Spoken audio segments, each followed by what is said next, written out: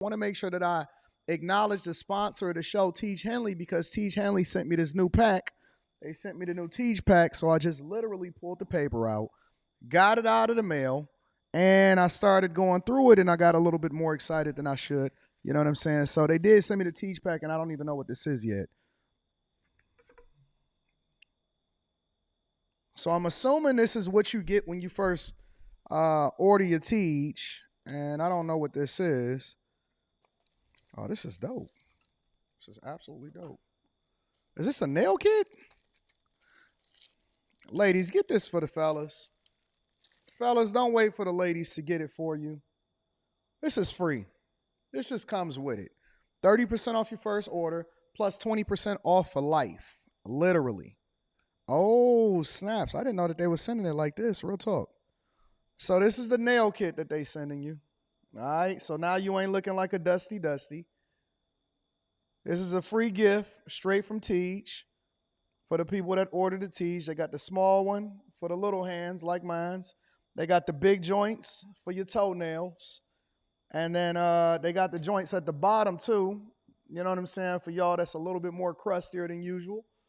All right. So that's one of the free gifts that Tiege got inside of the pack. And then what is this? Says squeeze a quarter size amount of Tiege Hanley body wash on the center of the wet bristles. Lather, scrub, rinse, and repeat for the perfectly satisfying wash every time. So that's inside of there also, right? Ooh, I can get my rubber ducky on right here. You know what I'm saying? So shout out to Tiege for sending me that uncomplicated skincare for men. And then what we got in here? We got the actual Tiege pack, right? So this is the normal Tiege pack, but then they gave me the supersized joint for the people. They wanted me to show the people exactly what they got when they ordered that first Tiege pack, when you're getting your 30% off your first order, and then you get your free gifts. You get 2 free gifts, and then the 20% off for life. So the 20% off for life is a new thing. And dang, I ain't even got my keys on me to open this up. Maybe I can use the little nail clipper thing.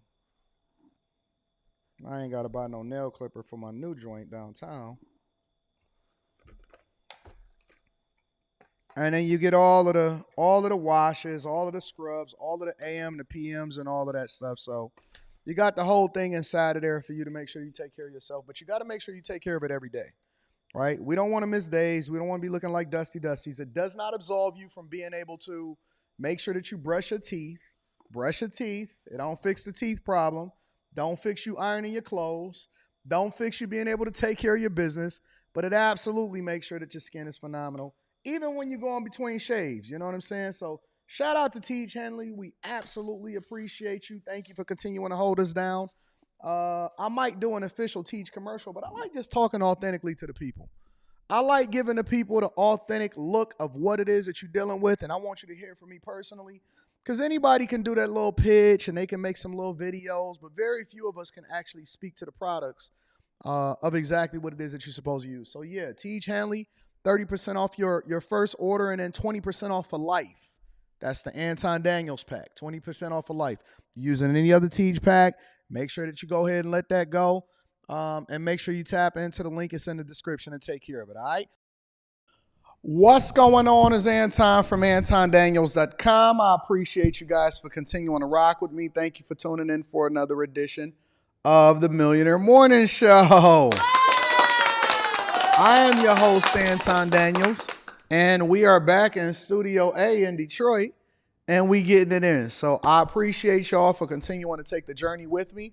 But A, we don't miss, and B, thank you to everybody that continued to tune in on After Hours last night after I got back in from traveling back and forth over there to Dallas in order to go and shoot some content over at Dr. Phil. So I'm going to keep you guys up to date on what's happening with that when that particular show airs. I think that you'll be pleasantly surprised that Anton kept the same energy, even though it was my second time on Dr. Phil. So shout out to Dr. Phil. I did have an opportunity to, Ben Carson was there, Stephen A. Smith was there.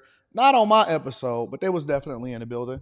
So shout out to them, and shout out to all of the producers over there on Dr. Phil. I appreciate you guys for being so hospitable, for bringing me back. And then I'm looking forward to working with you guys in the future.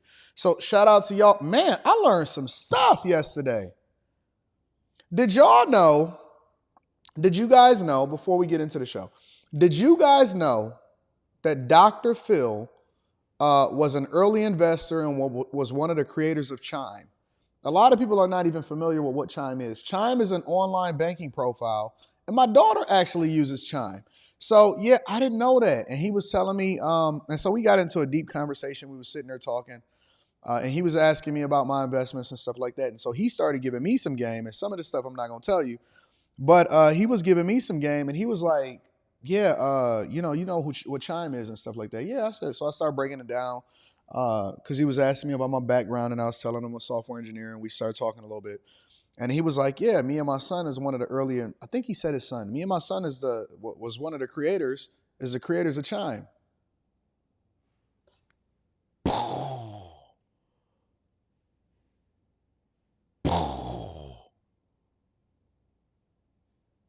And then he started telling me, he was like, yeah, at one point it was at a $50 billion valuation, but then it goes up and down. He's just talking casually. Talking about billions with a B. Let me say that again for the people in the back. Billions with a B. Just to even be in the room to have him, it was just me and him talking, and we was the only people over there, but just to be able to sit there and have a conversation, an extended conversation, where he's breaking down all of this insight information. I'm a student. I'm at that point, right? Because what I do on a show and what I perform and what I execute on based off of what me and the producers talk about is completely different than the conversation and how it is that I interact with when it's somebody that's actually got more insight in the room, right? And so when he's breaking this stuff down, to me, I'm looking like I'm a fly on the wall. I'm not trying to get my stuff off. I'm not talking tough. I'm not doing none of that. I'm 100% a fly on the wall. Why? Because now the teacher becomes a student when you run into a bigger fish. You know what I'm saying? And so he's exposing me to some stuff, and he's telling me some stuff, and I'm just a sponge. I'm a sponge. You got to know how to move around certain people and how to read the room and when the information is coming. And he wound up giving me a whole tour. And then I wound up finding out that he got a whole studio in there that they're, man, listen, bro. Look, bro. Look, bruh, it's different. Dr. Phil is on some, he on a whole, it's a class war out here. When I tell you it's a class war, I'm telling you that it's a class war out here. It's a different type of money that's playing. That gave me motivation. It gave me more motivation. You know how I come on here and I might show my receipts, or I might show my watches or stuff like that, or how it is that I'm living and having a conversation. It's another level. It's like 27 more levels that we can get to. And so I'm going to bring y'all along for the journey, and all of the information that I learned, I'm going to give it back to you guys.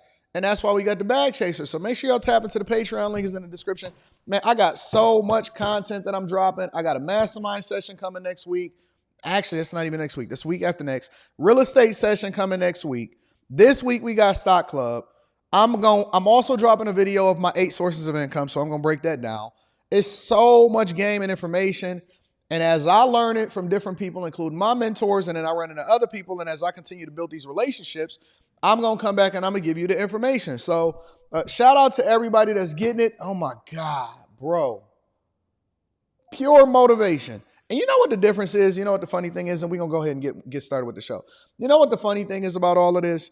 Is that when I talk my stuff and I start to give information, of course the majority of you guys, because the majority of you guys are bag chasers, you embrace it. But then there's a segment of people that get angry and say, shut up, God is going to humble you. And I be thinking to myself, don't you know it's people out here with $20 and $30 billion and $6 and $7 billion? Don't you know it's more billionaires that's been made this year than any other time in history? Man, it's 1,700 new millionaires every day. Miss me with that dirty, dusty talk. God gonna humble you stuff. Man, listen, bro. It ain't even nothing. We so small-minded. And it's not until you get in a room full of big dogs. Now I remember the first time that I met Dr. Phil. I think it was last year. And I first pulled up to their cars, and him and his wife, because his wife is always at the studio. I think she was driving a Ferrari, and he had the Mulsanne. And he's still working. He's still working. How old is Dr. Phil? Let me find out how old Dr. Phil is. 74. Born in 1950. And y'all still talking about, oh man, I'm trying to retire early. We need to spend more time. Man, that dude doing what he want to do. He's still running up a bag. He getting it for his kids and all of that. He's 74 and he retired from the daytime show, started the nighttime show, created a bigger media company and is running up a bag and still investing. He going over and telling me about how he, you know what I'm saying, still diversifying his portfolio and pulling over. And I'm over there, I'm taking mental notes because in my mind, as soon as I get back to my dressing room, I'm going to be writing that. I wrote everything down that he told me. He's 74 and he still get it. Warren Buffett is like, what, 90? And he's still getting it. And I'm supposed to be, we so dumb. We so silly and dumb. We over here fighting over scraps, talking about how we want to retire and live in Tulum and all of this other dumb stuff. And man, there's people out here completely taking over the world. They're taking over, they making power plays. It ain't even about money no more. It ain't even about money no more. It's a power play at this point. And we sitting here, you got time as your broke self to sit here and tell me about how I need to humble myself when you need to be spending more time competing. How are broke people, why do broke people have opinions? How? If you broke, there should be a switch or some kind of cloud update to where if you broke, you shouldn't be able to comment certain things. Somehow we gotta make sure that we institute artificial intelligence to, if you are broke, if you are below zero, if you're not even at the starting line, if you haven't taken the Dave Ramsey baby step number 3, then you should not even be able to comment negativity. You should not even be able to say a negative thing out. You don't have no time to do nothing but climb out of the hole and stop digging. Broke people should not be able to comment on anything. They should just only have to listen. They shouldn't even type. The only thing that broke people should be able to do is put a question mark at the end of whatever sentence they put. No periods, no exclamation points, no commas, no nothing. Broke people should only be able to put up question marks. That's it. They should not be able to comment, give their opinion, or even say anything negative about nobody else. You don't have no time. You don't have no time. When I was broke, I didn't have an opinion. I was like, I was just listening. I didn't have no time to be sitting there commenting. I couldn't comment. Because if somebody said, all right, well, what you got going on? Well, what's up with you? Then you got that big old go. How do I, honest to God, I am so confused. Give me a second to get this on. We're going to get the whole show popping. Don't worry about it. How do broke people have opinions? That is the weirdest thing that I've ever experienced in my entire life. How? How can you have an opinion and you dusty? That is weird to me. You have zero energy for anything except for pouring into yourself. Then we want to hear your opinion. But by the time that you start to get some money, you ain't even on that no more because your perspective changed because you understand the game now. You know what I'm saying? It's like, how could somebody that's a virgin comment on what women want sexually? Like, it don't make sense. How can a baby, how can somebody, an adolescent that never actually had a job before, tell you about how toxic corporate America is? How can a 22-year-old be a life coach? How can you tell us how women feel when it comes to ovulating or having a baby and you a man? It don't make sense. Some of the things that we sitting here debating about be so dumb. It's like, oh, wait a minute. Hold on. This is a $1 million conversation. What's your net worth? $13? You need to be in the audience. You don't need to be giving a TED talk. You can't give a TED talk when you worth $13.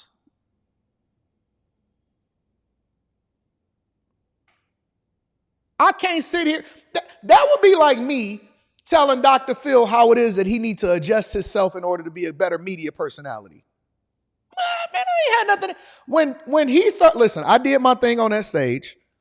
And when he started talking, I was not about to interrupt him. I was like, I wanted to say something, and I was like, my inside said, put your listening hat on. I'm not about to interrupt this man on his own show. What? And then he wound up agreeing with me. He was like, yeah, you know what, Anton is actually right about this. He's just a little abrasive. He started talking, and I was like, okay, well, I had my time. You got to take advantage of the time that they give you in order to get your rocks off, right? So I had my time, and then once he started speaking, I was like, okay, so let me sit back and enjoy the ride. You know what I'm saying? I'm used to being the number one person in the room as far as doing the most talking. I said, I'm going to go ahead and enjoy the ride. Then he started talking this beat talk. I said, aliens? What? Aliens? What did you put an M in front of that, or did you put a B in front of it? I'm used to hearing about millions. When you put a B in front of it, it's a little different. Then you really swallow your pride. You just shut the fuck up. What I'm telling? Hey, you need to diversify your portfolio. He said this. I'm gonna say this last part, and then we're gonna get into the show. He said, how many properties do you got? I said, well, first of all, I felt a little small saying the number. The number didn't hit the same on the Millionaire Morning Show as it do on the Millionaire Morning Show. The number didn't hit the same. I said, yeah, I got 17 properties that I own outright, no mortgages. I had to throw that part on there to make it, because people just say doors is a little different. Had to put a spin on it. No mortgages. And then I got 3 properties that's in development right now because I'm starting to get into home building. And it's and that. He was like, oh man. He said he was so excited for me. He said, that's great. He said, one day you can get to 1,700 properties.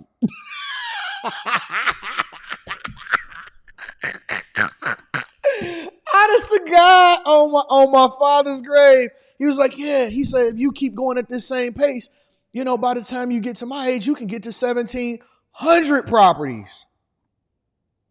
I just shut the hell up.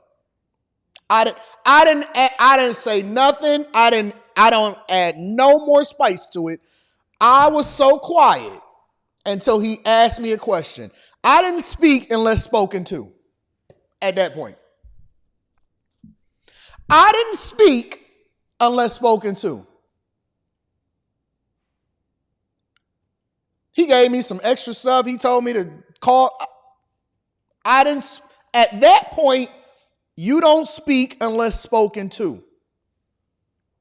You got to read the room. You got to understand that it's levels to this. It's always going to be somebody that got more game, got more money, got more insight, got more information, and you shut up. You shut up. Shut up. Shut up. I'm going to rename this show to Shut Up. Shut up. Shut your mouth. Shut your black, broke mouth.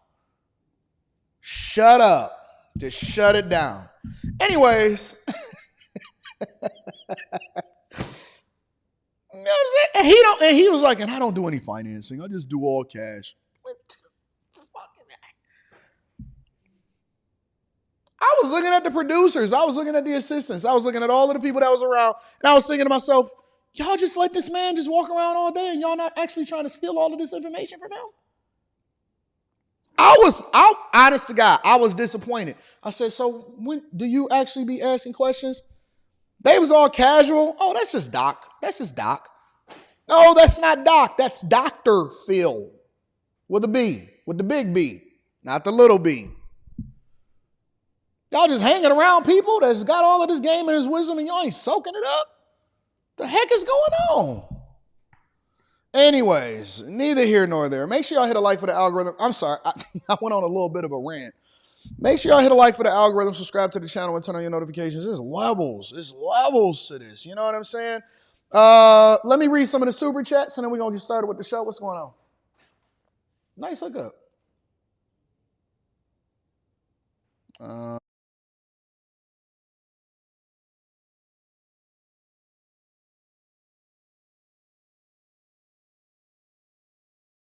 Anyways, let me read some of the super chats, and then we're going to go ahead and get started with the show.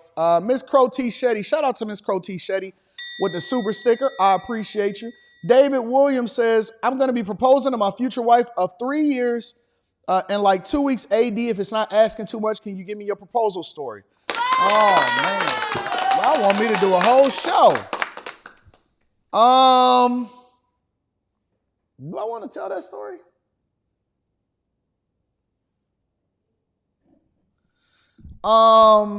We had already, oh man, this is the love story. Here, I'll tell you what, I'm gonna save this one. What's your version? Why they always got their own version?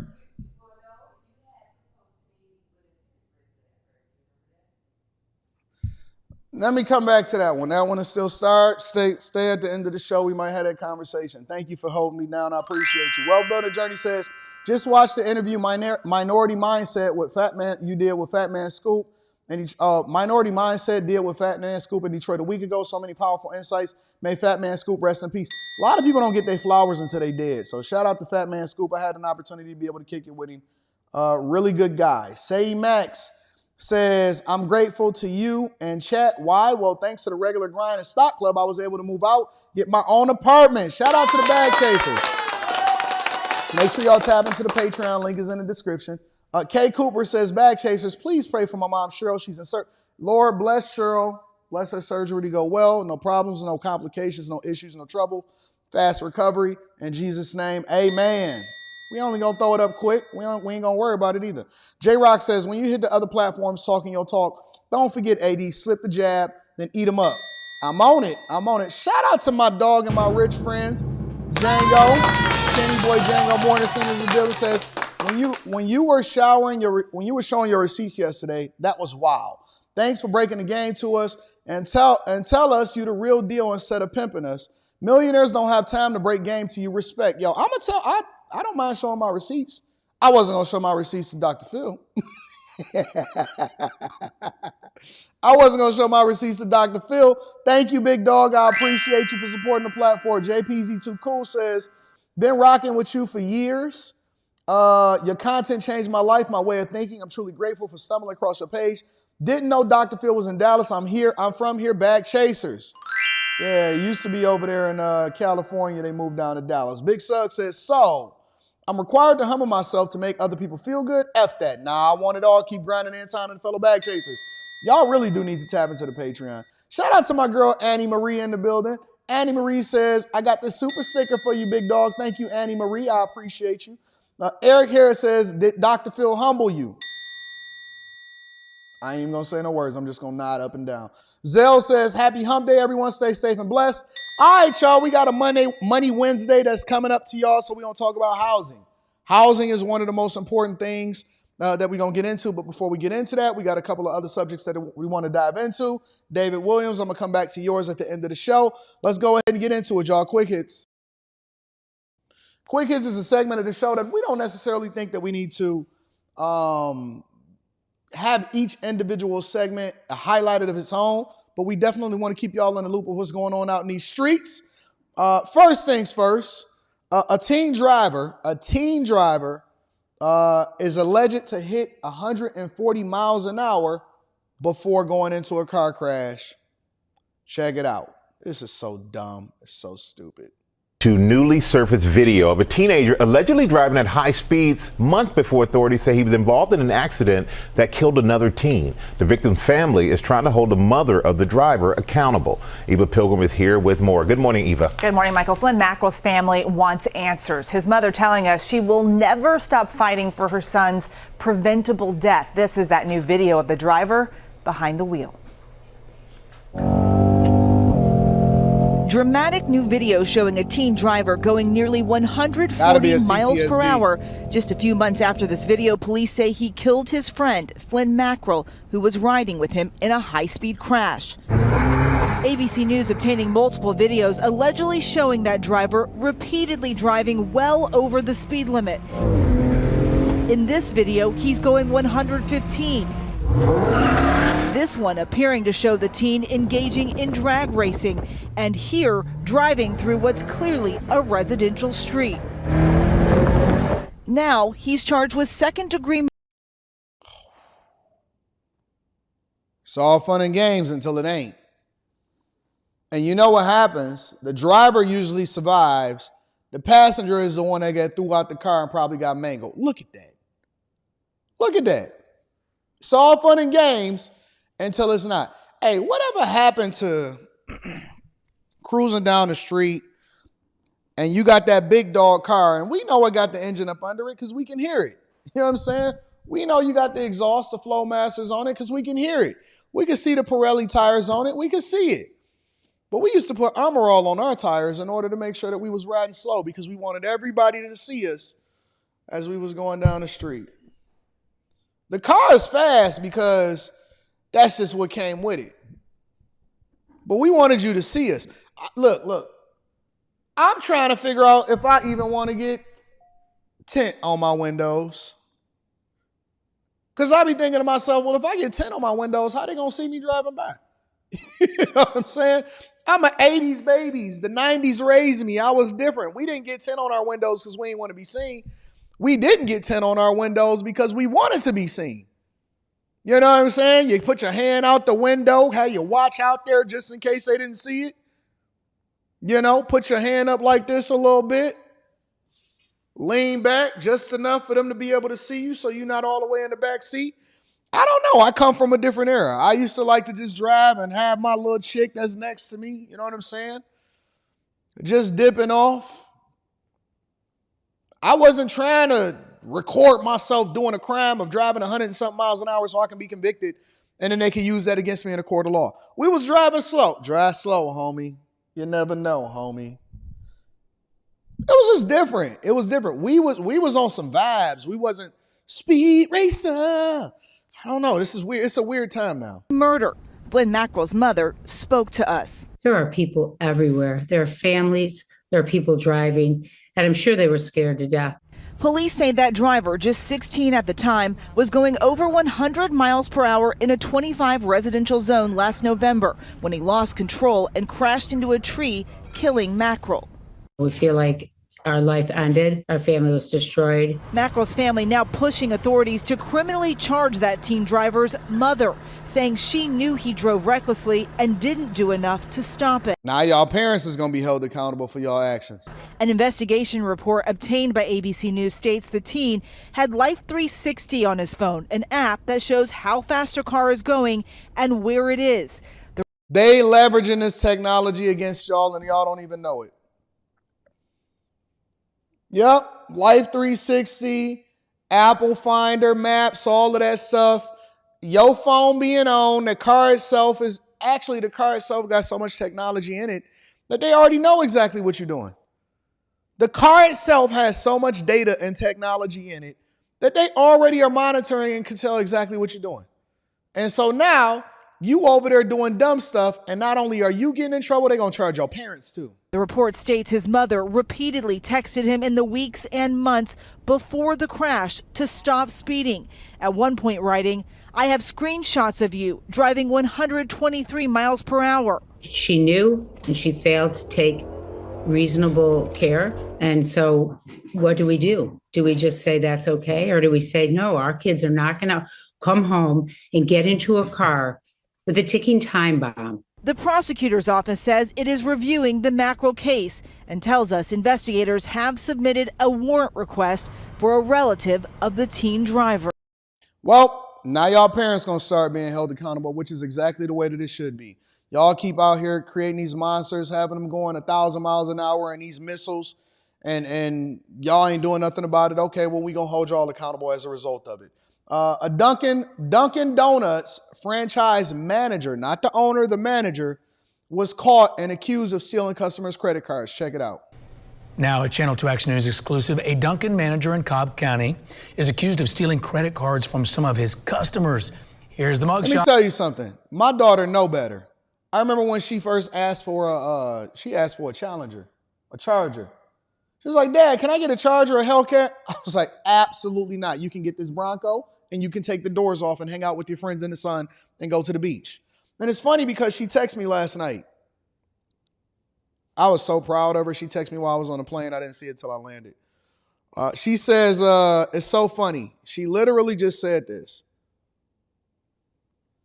She literally just texted this last night right here. She says, Dad, I had a really good prayer. I don't know, it just felt right. And I wanted to thank y'all for everything that you have done for me. And I'm really excited to start back praying again, praying more frequently, and get back to reading my Bible. Literally, yesterday, while I was on the plane, that's what she texted me. That's what she texted me. I just had a really good prayer. And I don't know, it just felt right. I said, oh my God, this girl is going to make me melt. My little 16-year-old is just going to make me melt. Oh, what do you want, boo-boo? You want $2 million to go shopping today? You want $2 million to go shopping today? Oh, couldn't wait to get home and see my daughter. Couldn't wait to get home. I come home, jump in the shower, jump in her bed. Listen, y'all better start raising y'all kids right. Made me think about starting to have another one. Police say that he used the credit cards at various stores around the area. Channel 2 Cobb County Bureau Chief Michelle Newell live at the Dunkin', where police say the crime started. Michelle?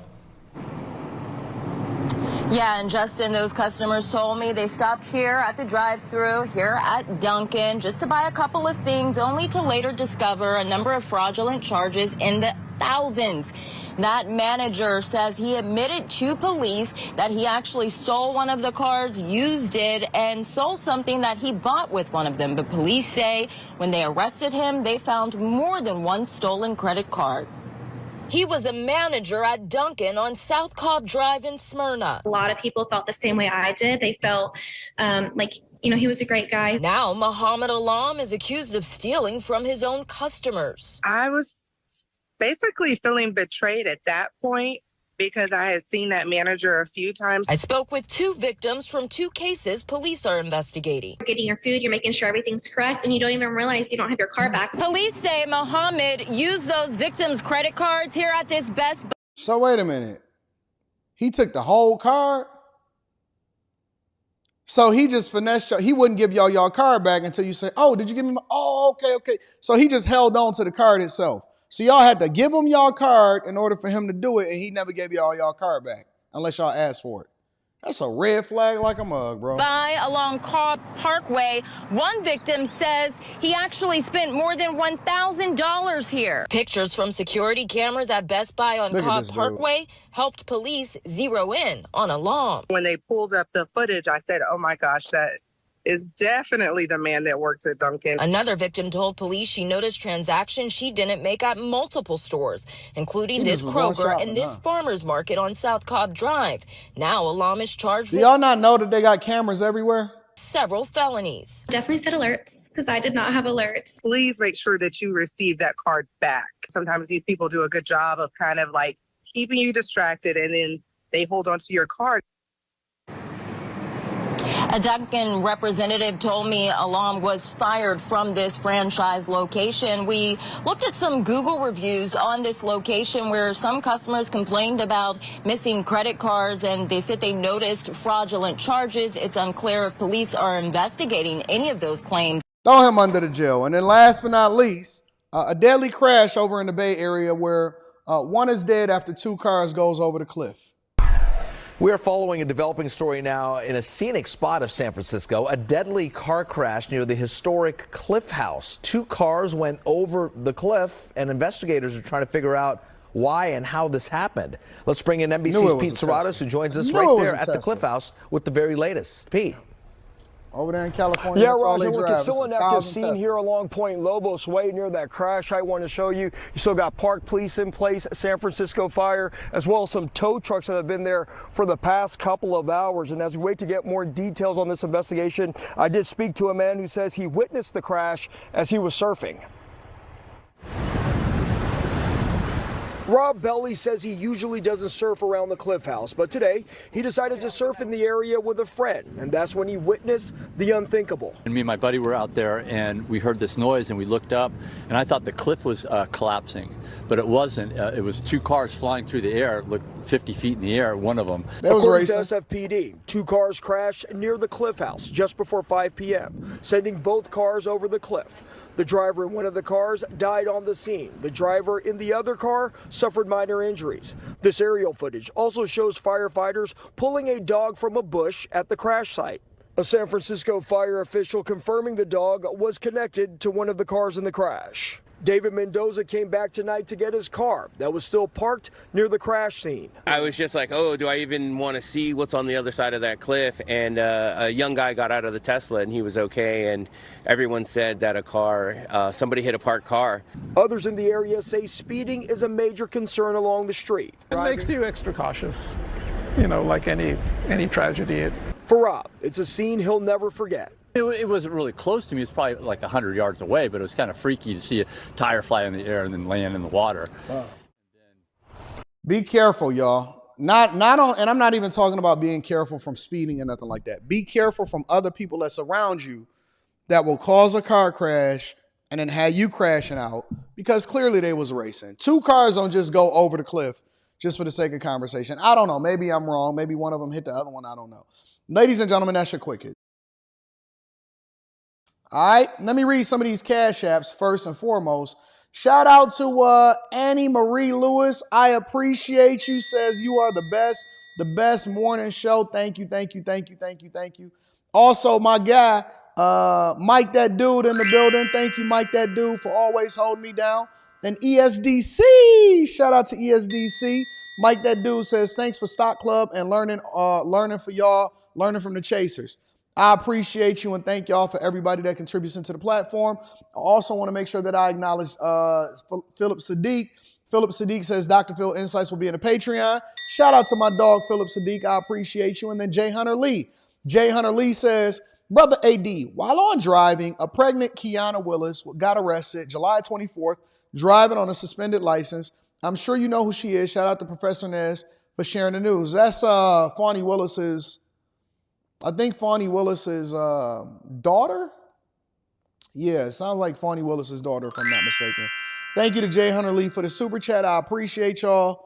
You know what? I'm going to be honest with y'all. I tend to try to leave family members and people like that outside of their mothers and their fathers. You know what I'm saying? Because it's almost like they didn't ask to be famous and they're not the ones that's the district attorneys in some of these places. So I tend to leave them out of the mix because I don't want to hold them accountable for some of the stuff that their mother do. They're their own individual, especially if they're grown. So I kind of leave them out of it. You know what I'm saying? There's some people that I could have went after and all of that, from even like Tiffany Henyard and all of that stuff. But I tend to stay out of that. So that's just my opinion in particular. A former aide of Governor Kathy Hochul over in New York is accused of being a Chinese spy. A Chinese spy. Make sure y'all hit a like for the algorithm, subscribe to the channel, and turn on your notifications. But we do begin tonight with the stunning arrest of former high-level aide to two New York governors, Andrew Cuomo and Kathy Hochul. That aide accused of spying for China. She and her husband now under arrest tonight. Linda's son accused of acting as an undisclosed agent, meeting with officials from the Chinese Communist Party. Son and her husband charged in Brooklyn federal court, accused of making millions in the scheme. Tonight, what they're accused of doing and what they got for it, allegedly. New York Governor Kathy Hochul expressing outrage tonight, calling it a betrayal of trust. ABC senior investigative correspondent Eric Katursky leading us off tonight. Tonight, a former aide to two New York governors has been arrested and charged with spying for China. Authorities searching the Long Island home of Linda's son and her husband, Chris Hu. Federal prosecutors say the couple received millions in kickbacks from China and laundered the monetary proceeds to buy the mansion in Manhasset, New York for $3.5 million, a condominium in Honolulu, Hawaii for nearly $2 million, and various luxury automobiles, including a Ferrari. Let me tell y'all something. if you are in a position and you pulling up in a Rari, you're going to be paid attention to. If you are pulling up in a Ferrari, you are going to be being paid attention to. That's just the facts. So I know that they said, oh my God, you know what I'm saying? We have to make sure that we launder the money. I don't care what you do with the money.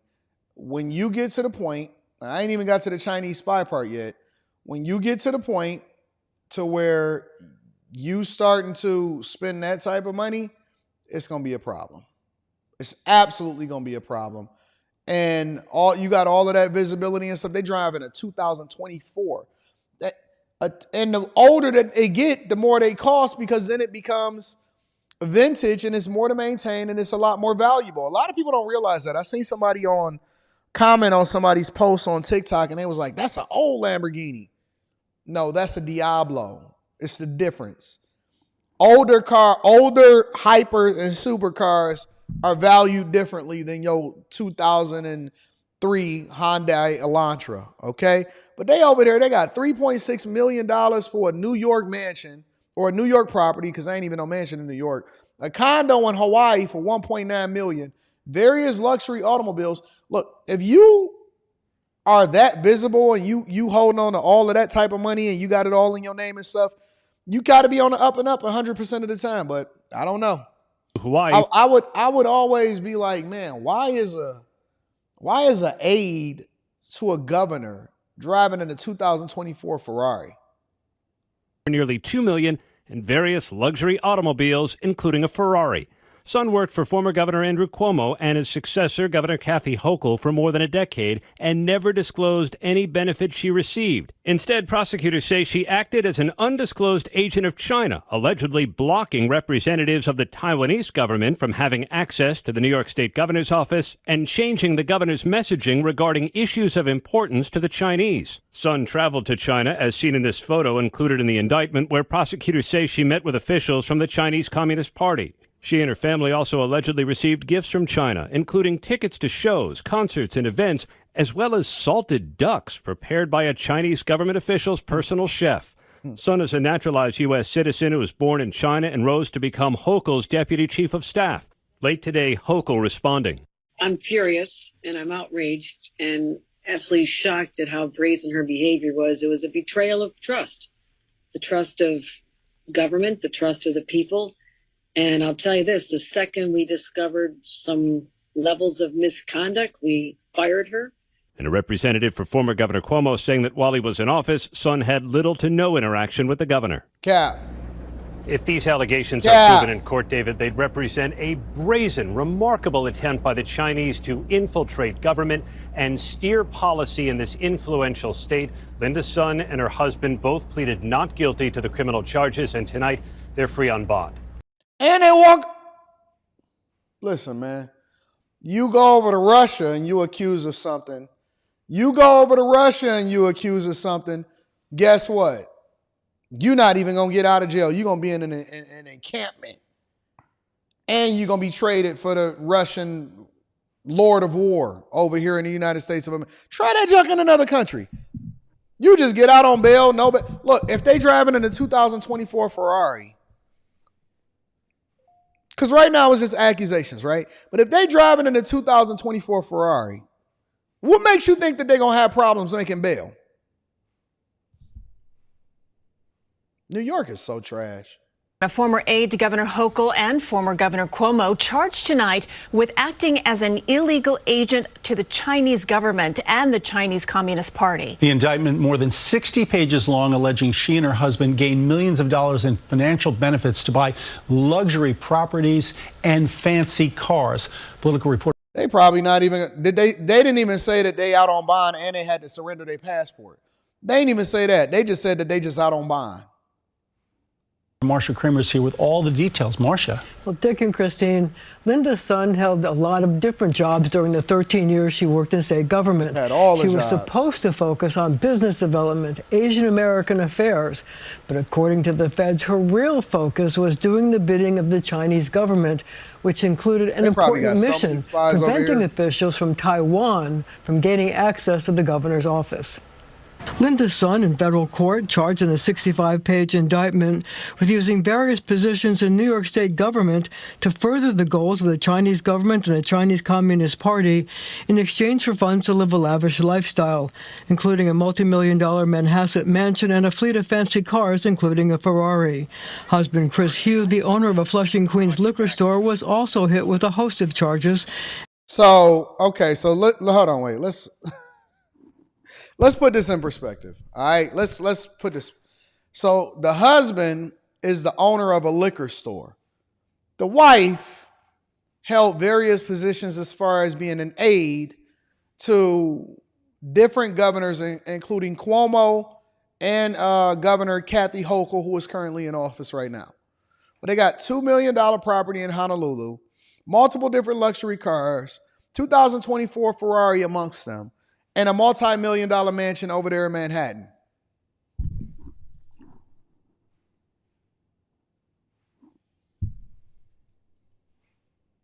So he a liquor store owner and she an aide.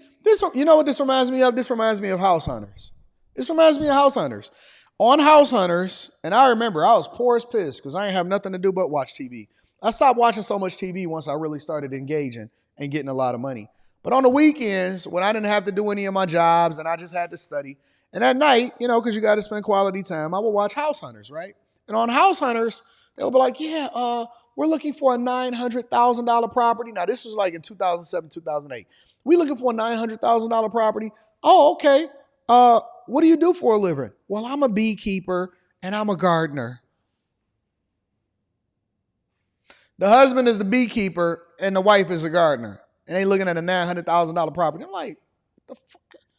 How much do beekeepers? Honestly, I looked up one time. I said, how much do beekeepers make? He a liquor store owner and she an aide, and they driving around in a Ferrari.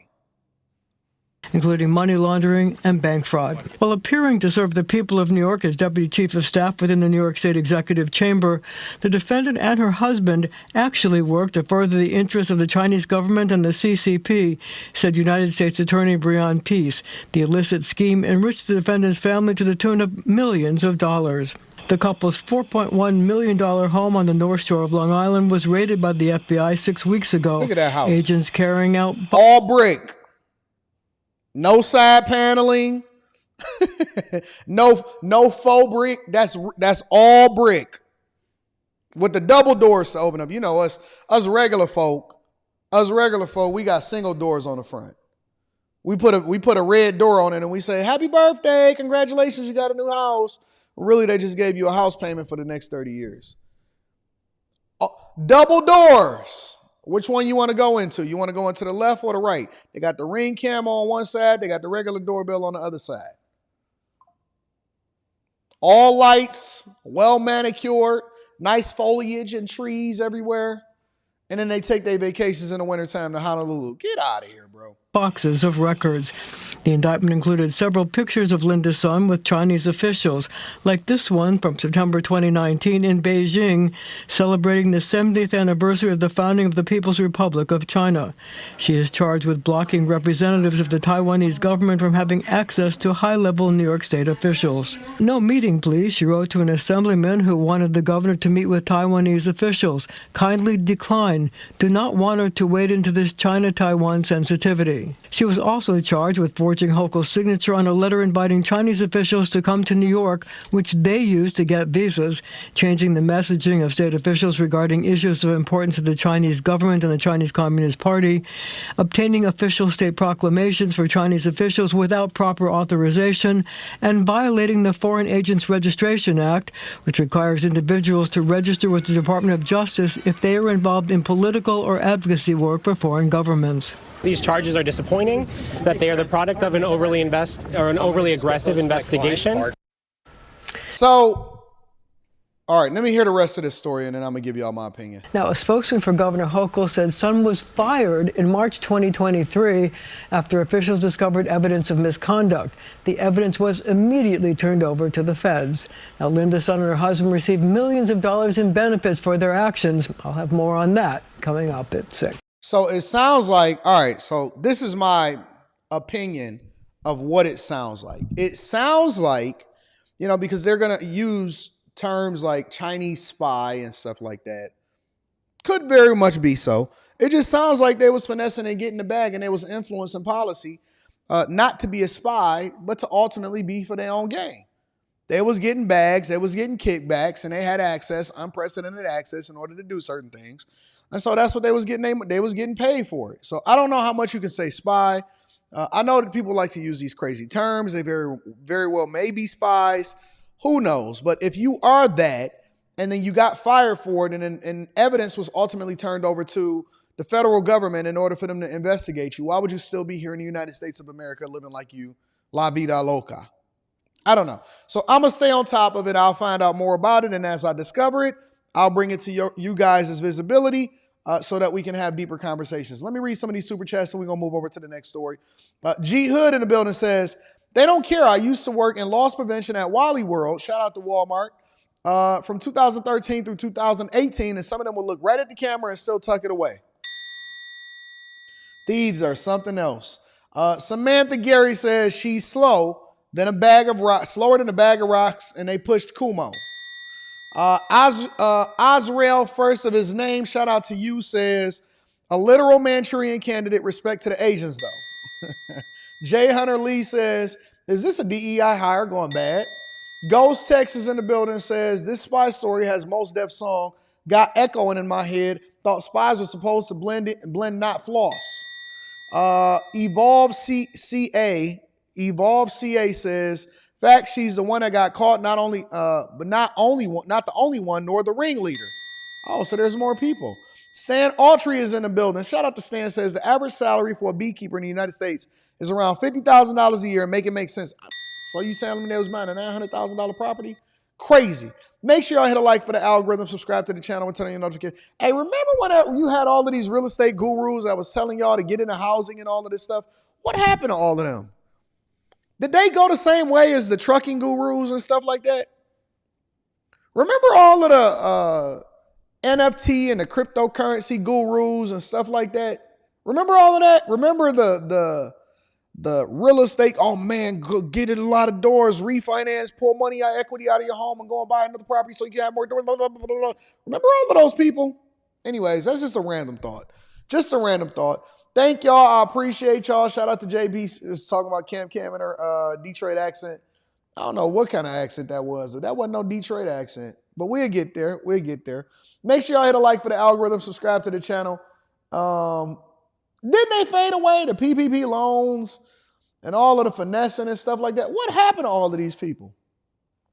I don't see no real estate gurus giving advice no more. Where did they go? I know it's money in trucking, but it was like people was just acting like it was so easy. Oh my God, you just hurry up, you buy a big box truck and go make $1 million. What happened to all of the I don't know, whatever. Anyways, this is why you don't get caught up in trends. The real is going to be around. The ones that hit you for the quick hits, they going to make their little money and get out. They going to finesse you and get out. But the real is going to be around. And so I don't believe in all of that get rich quick stuff. I think that junk is trash. Anyways, let me continue over. Make sure y'all hit a like for the algorithm, subscribe to the channel with turn on your notifications. I'll continue to read super chats throughout the show. Next, 17-year-old shooter that shot Ricky Pearsall is now being charged. And then also we're going to go over to Chicago for the person that shot all of the people on the blue line. Make sure y'all hit a like for the algorithm, subscribe to the channel, and turn on your notifications. Let me see something really quickly, because I think that they had his picture up once at one point. Let me see if I can find that. Give me a second.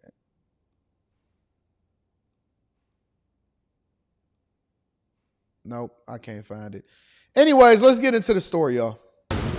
Those charges now are attempted murder with additional gun enhancements. San Francisco District Attorney Brooke Jenkins laying out the charges against the 17-year-old suspect in the Ricky Pearsall case. The 49ers wide receiver shot in the chest Saturday in San Francisco's Union Square. I sat down with Jenkins in a one-on-one interview Tuesday night.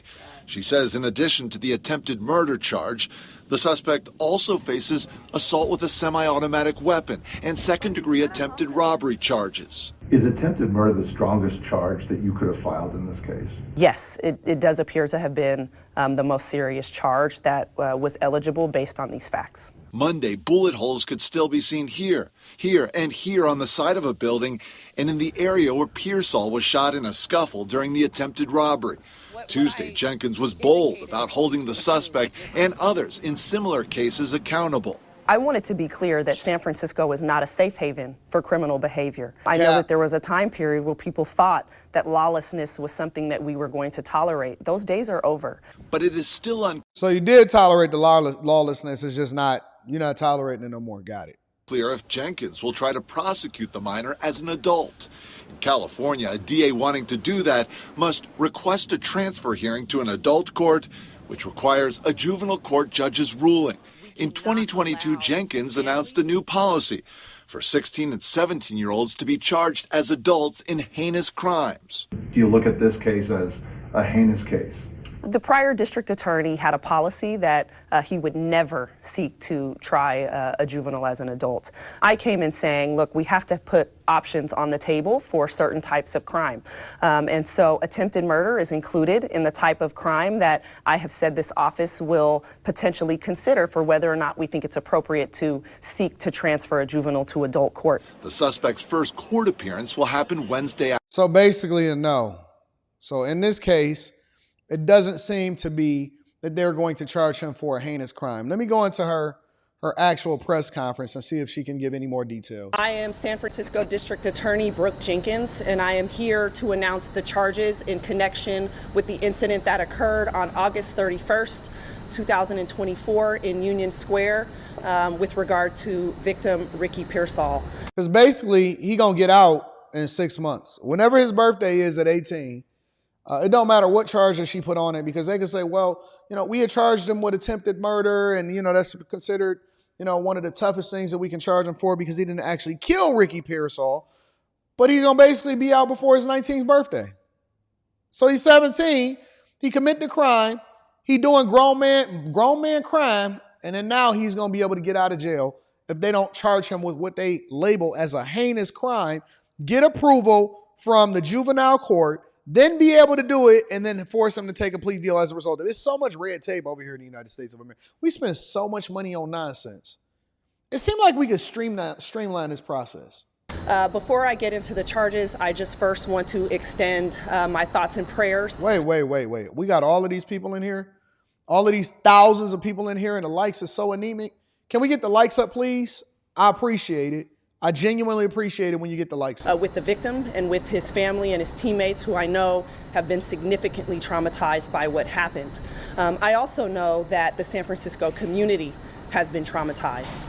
And now it's my job and my office's job to make sure that we have accountability in this case and that we move forward with ensuring that San Francisco has a level of public safety that doesn't contribute to these types of events happening in the future. We have now the following charges against the minor who committed the offense on August 31st. In addition to other charges, we have filed attempted murder, including allegations of personal discharge of a firearm and personal and intentional discharge of that firearm.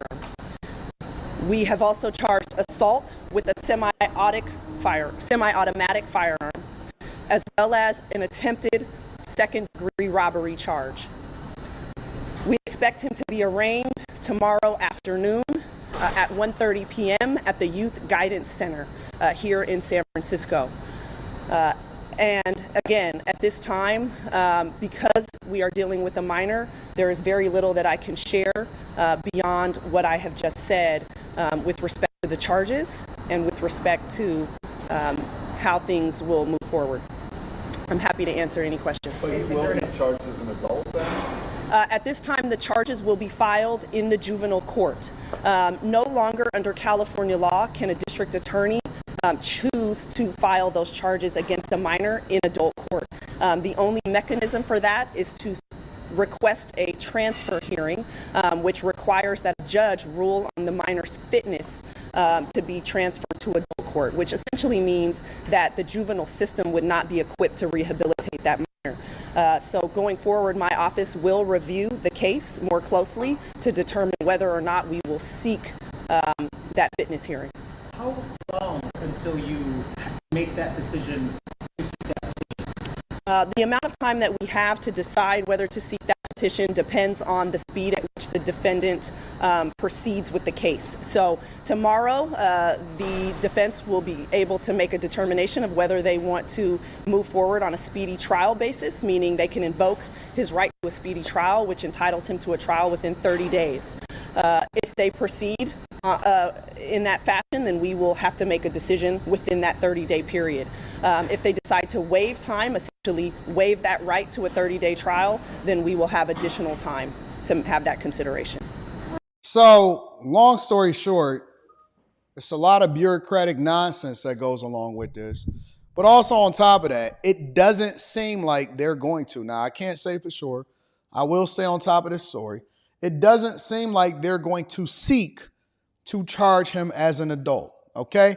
Meanwhile, over in Forest Park, a small community actually coming in from Chicago, this is the suspect, this is the person that wind up shooting at least 4 people and killing 4 people as they slept overnight on a Chicago train. This is what they know. Good afternoon, I'm Jim Williams. And I'm Erica Sargent. We begin with breaking news. A 30-year-old Chicago man now charged with shooting and killing 4 sleeping passengers on a Blue Line train yesterday. We have team coverage of this big development in the investigation. We begin with Tara Molina. She is live at the Forest Park Blue Line stop with the breaking details. Tara. Forest Park police just announced these charges. 30-year-old Ronnie Davis is charged with 4 counts of first-degree murder. This mugshot just given to us. Wait. How old is this guy? With 4 counts of first charges. Forest Park police just announced these charges. 30-year-old Ronnie Davis is charged with 4 counts of first-degree murder. This mugshot just given to us by. Usual suspect. What else is new? Neck tattoos, nappy hair, hoodie. Fits the description. Who would have thunk it? Who would have figured it out? What? Process of elimination. I told you I would have bet the bank on it, and I would have been richer. Police who have been holding him since yesterday morning, shortly after this shooting. We found Davis has been arrested several times since 2014. That year, he was sentenced to 2 years probation for a misdemeanor battery charge and pleaded guilty to disorderly conduct in 2020. We've also learned more about the people he's accused of killing on the train. 2 of the 4 victims have been identified. 28-year-old Simeon Bahisi died of multiple gunshots. The medical examiner said his address is unknown. 60-year-old Adrian Collins died of a gunshot wound in the abdomen. Again, no address given at this time. Homeless. The 2 other victims haven't been identified, but we know one is a 64-year-old woman and a 52-year-old man. Homeless. So he was basically on a train, walking through and killing the most vulnerable amongst us. A 28-year-old, a 60-year-old, a 64-year-old, and a 52-year-old. He was basically going in there and shooting the most vulnerable amongst us. That's long story short. It's some true monsters. It's some real. Fellas need to be careful, but women, y'all need to be very, very, very, very, very careful. The end of the Blue Line, the Forest Park Blue Line stop, is where CTA workers discovered 4 bodies around 5:30 Monday morning. They probably did it earlier on the line. 1 died at a nearby hospital. Police tell me all 4 people were believed to be sleeping on train cars at the time of the shooting. And again, police say 30-year-old Ronnie Davis of Chicago pulled the trigger. Davis got away, but Forest Park police worked with CTA security to share his description through surveillance video. And Chicago police found him and the gun he used on a CTA Pink Line train. Immediately brought him into custody. Cameras on the trains captured all of this. Its video, I'm told, is shocking, and it will be used as evidence. Here's our legal analyst, Irv Miller. Couldn't it's even unusual watch to have a multiple killing on a CTA train. The CTA has more cameras, high definition cameras, than any other place in the entire county. So somebody had to basically say, I'm going to do this, and I don't care if I get caught. We've been in constant communication with Forest Park Police today, checking in with them throughout the day, and I'm told we're going to hear from them, CTA officials. It's just horrible. It's just a bad time right now. It's just really, really bad. I would label him a serial killer. Oh, I need to change that. Oh, no. I'm good. I'm good, Carrie. This is just a part of it. I wasn't changing it on this one. This was just all a part of the same segment. I'm not going to change that at all. But it is. It's a lot of things that's going on out here in the streets. It's just bad. This is an additional segment to this one segment that's basically highlighting all of the crime that's going on and all of the people that are doing some of the most heinous crimes in our society. So thank you, Carrie, for noticing. But I wasn't. This is just an extra that I wanted to add as a part of this, in addition to the Ricky Pearsall shooting and a 17-year-old that committed that heinous crime against him. Make sure y'all hit a like for the algorithm, subscribe to the channel, and turn on your notifications. Let me read a few of these super chats, and then we're going to start getting into housing. I want to get into housing, affordability. What options do you guys have? I want to deep dive into the money, and then we're going to get into the broke talk in a minute. JP says, shout out to Cam and her Detroit accent. Thank you, JP. I appreciate you. Stan Autry is in the building, says, let me pull up. I need to pull that up real quick. Hold on. Let me pull up this. I just want to get into it. I'm not going to make a segment of this. I just want to get into it.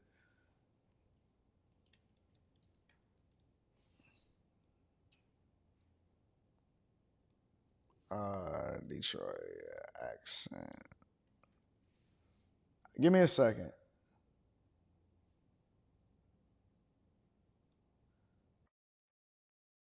Let me pull this up. I ain't gonna pull up the whole speech. I just want to see some stuff real quick. Do I got a camera already on deck? Probably not. Let's see if we can get it up.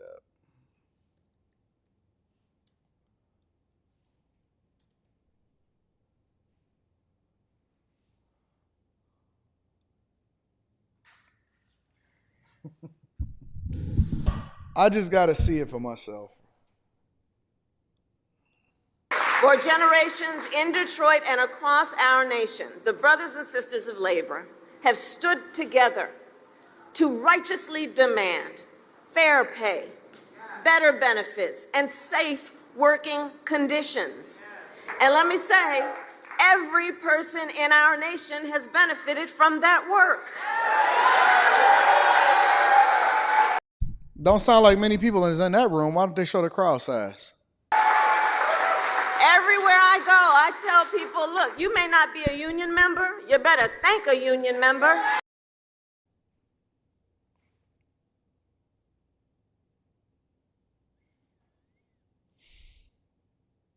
Come on, man. We're not going to do this.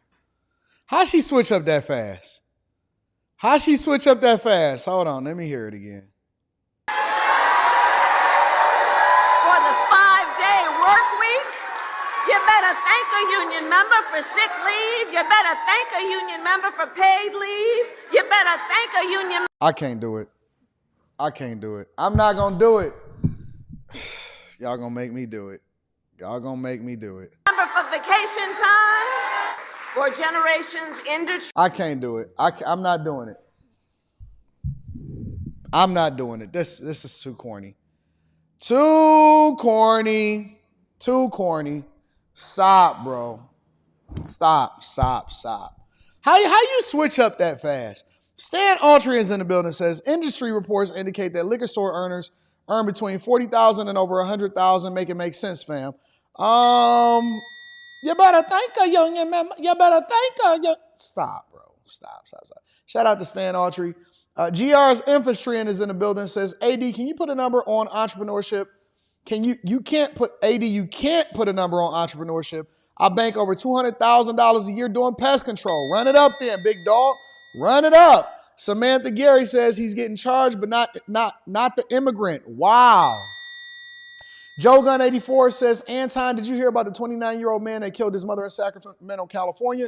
I didn't hear about that. Let me know what that's about. Tell me about what that is. Make sure y'all hit a like for the algorithm. First of all, y'all better thank our young member. You better thank our young member. You better thank our young member. You know what I'm saying? Talk to him, Farrah. Talk to him, Farrah. Period. Pooh. Sobaneris. Talk to him, Farrah. Sobaneris. Period. Pooh. The best morning show on earth. All right, y'all. Let's get into the money, y'all. Let's deep dive. All right, so housing no longer affordable. Next after that, we get into a man with 23 roommates that pay $2,100 a month. We're going to get into that as far as getting into the solutions. But as of right now, they're saying housing is no longer affordable. And then there's also people that are losing their homes / condos down in Florida. So let's deep dive into this for a little bit. Let's spend 10 minutes on this. Make sure y'all hit a like for the algorithm, subscribe to the channel, and turn on your notifications. A new ad from the Kamala Harris campaign promises to build 3 million new affordable homes if she is elected. Now, the shortage is an ongoing problem, and Fox 26's business reporter Tom Ziska is taking a look at some of these challenges and the benefits of solving it. Tom. Caroline, Rashi, we got a little bit of rain and sunshine all at the same time here in Fort Bend County. The census reports that the average price for a new home last month was just shy of $430,000. Since that number keeps growing, neighborhoods like this one, which are all rental homes, continue to grow. The Harris plan to make the American dream of home ownership more affordable will not be easy. It's a big undertaking, but at the same time, it's kind of like this is what you've been working hard for. Crystal Evans has just moved into her newly built home in Acres Homes after years of searching and saving. The process of finding something affordable left a lot of anxiety. I honestly believe that that is just what many Americans are struggling with today. Like, it's not a matter of them not wanting the home or being able to get into the home. It's can we stay in the home? Let me hear what you got to say before I comment. 250 to 300,000 is affordable housing now, but only about 40% of the Americans can afford that. Johnny Hollins specializes in building affordable housing in some of Houston's neediest neighborhoods. We first met him almost 4 years ago as he was starting to develop this property.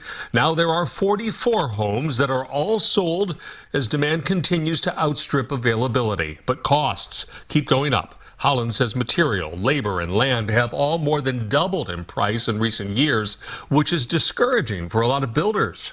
If you're doing affordable housing, it's something that you're passionate about. It's not about making money.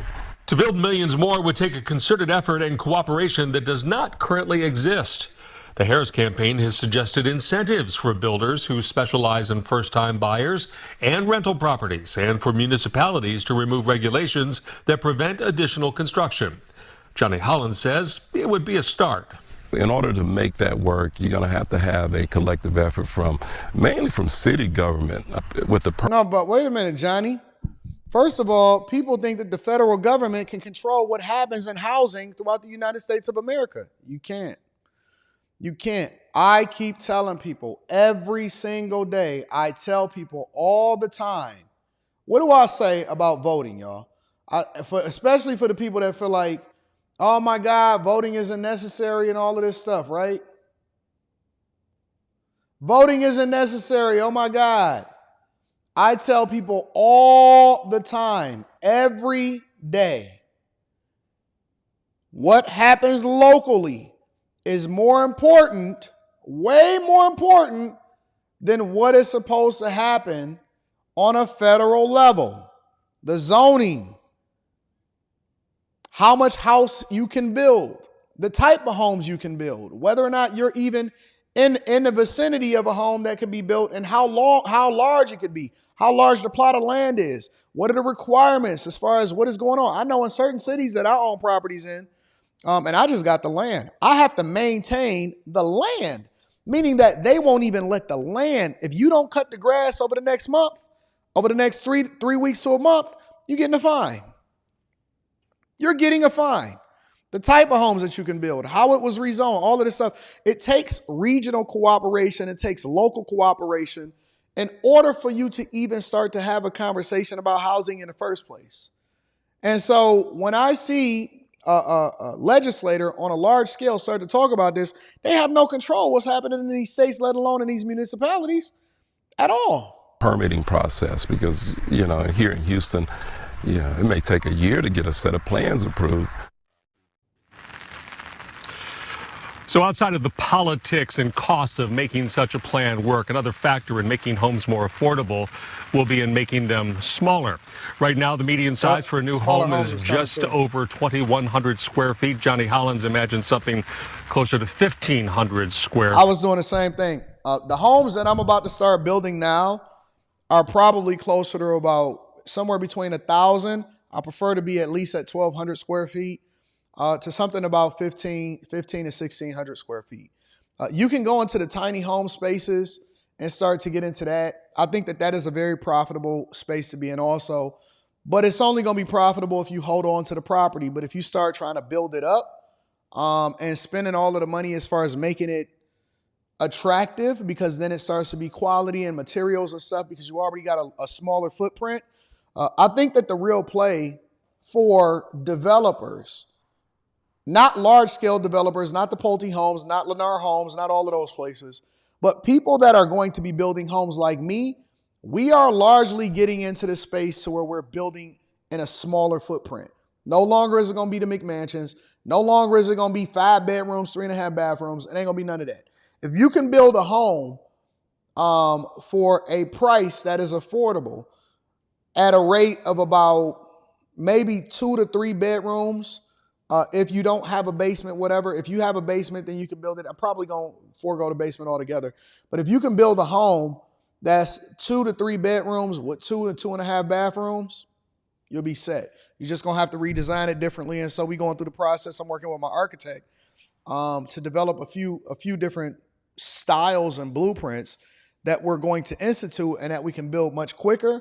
The development process, the permitting process is going to be the same. It's going to cost the same.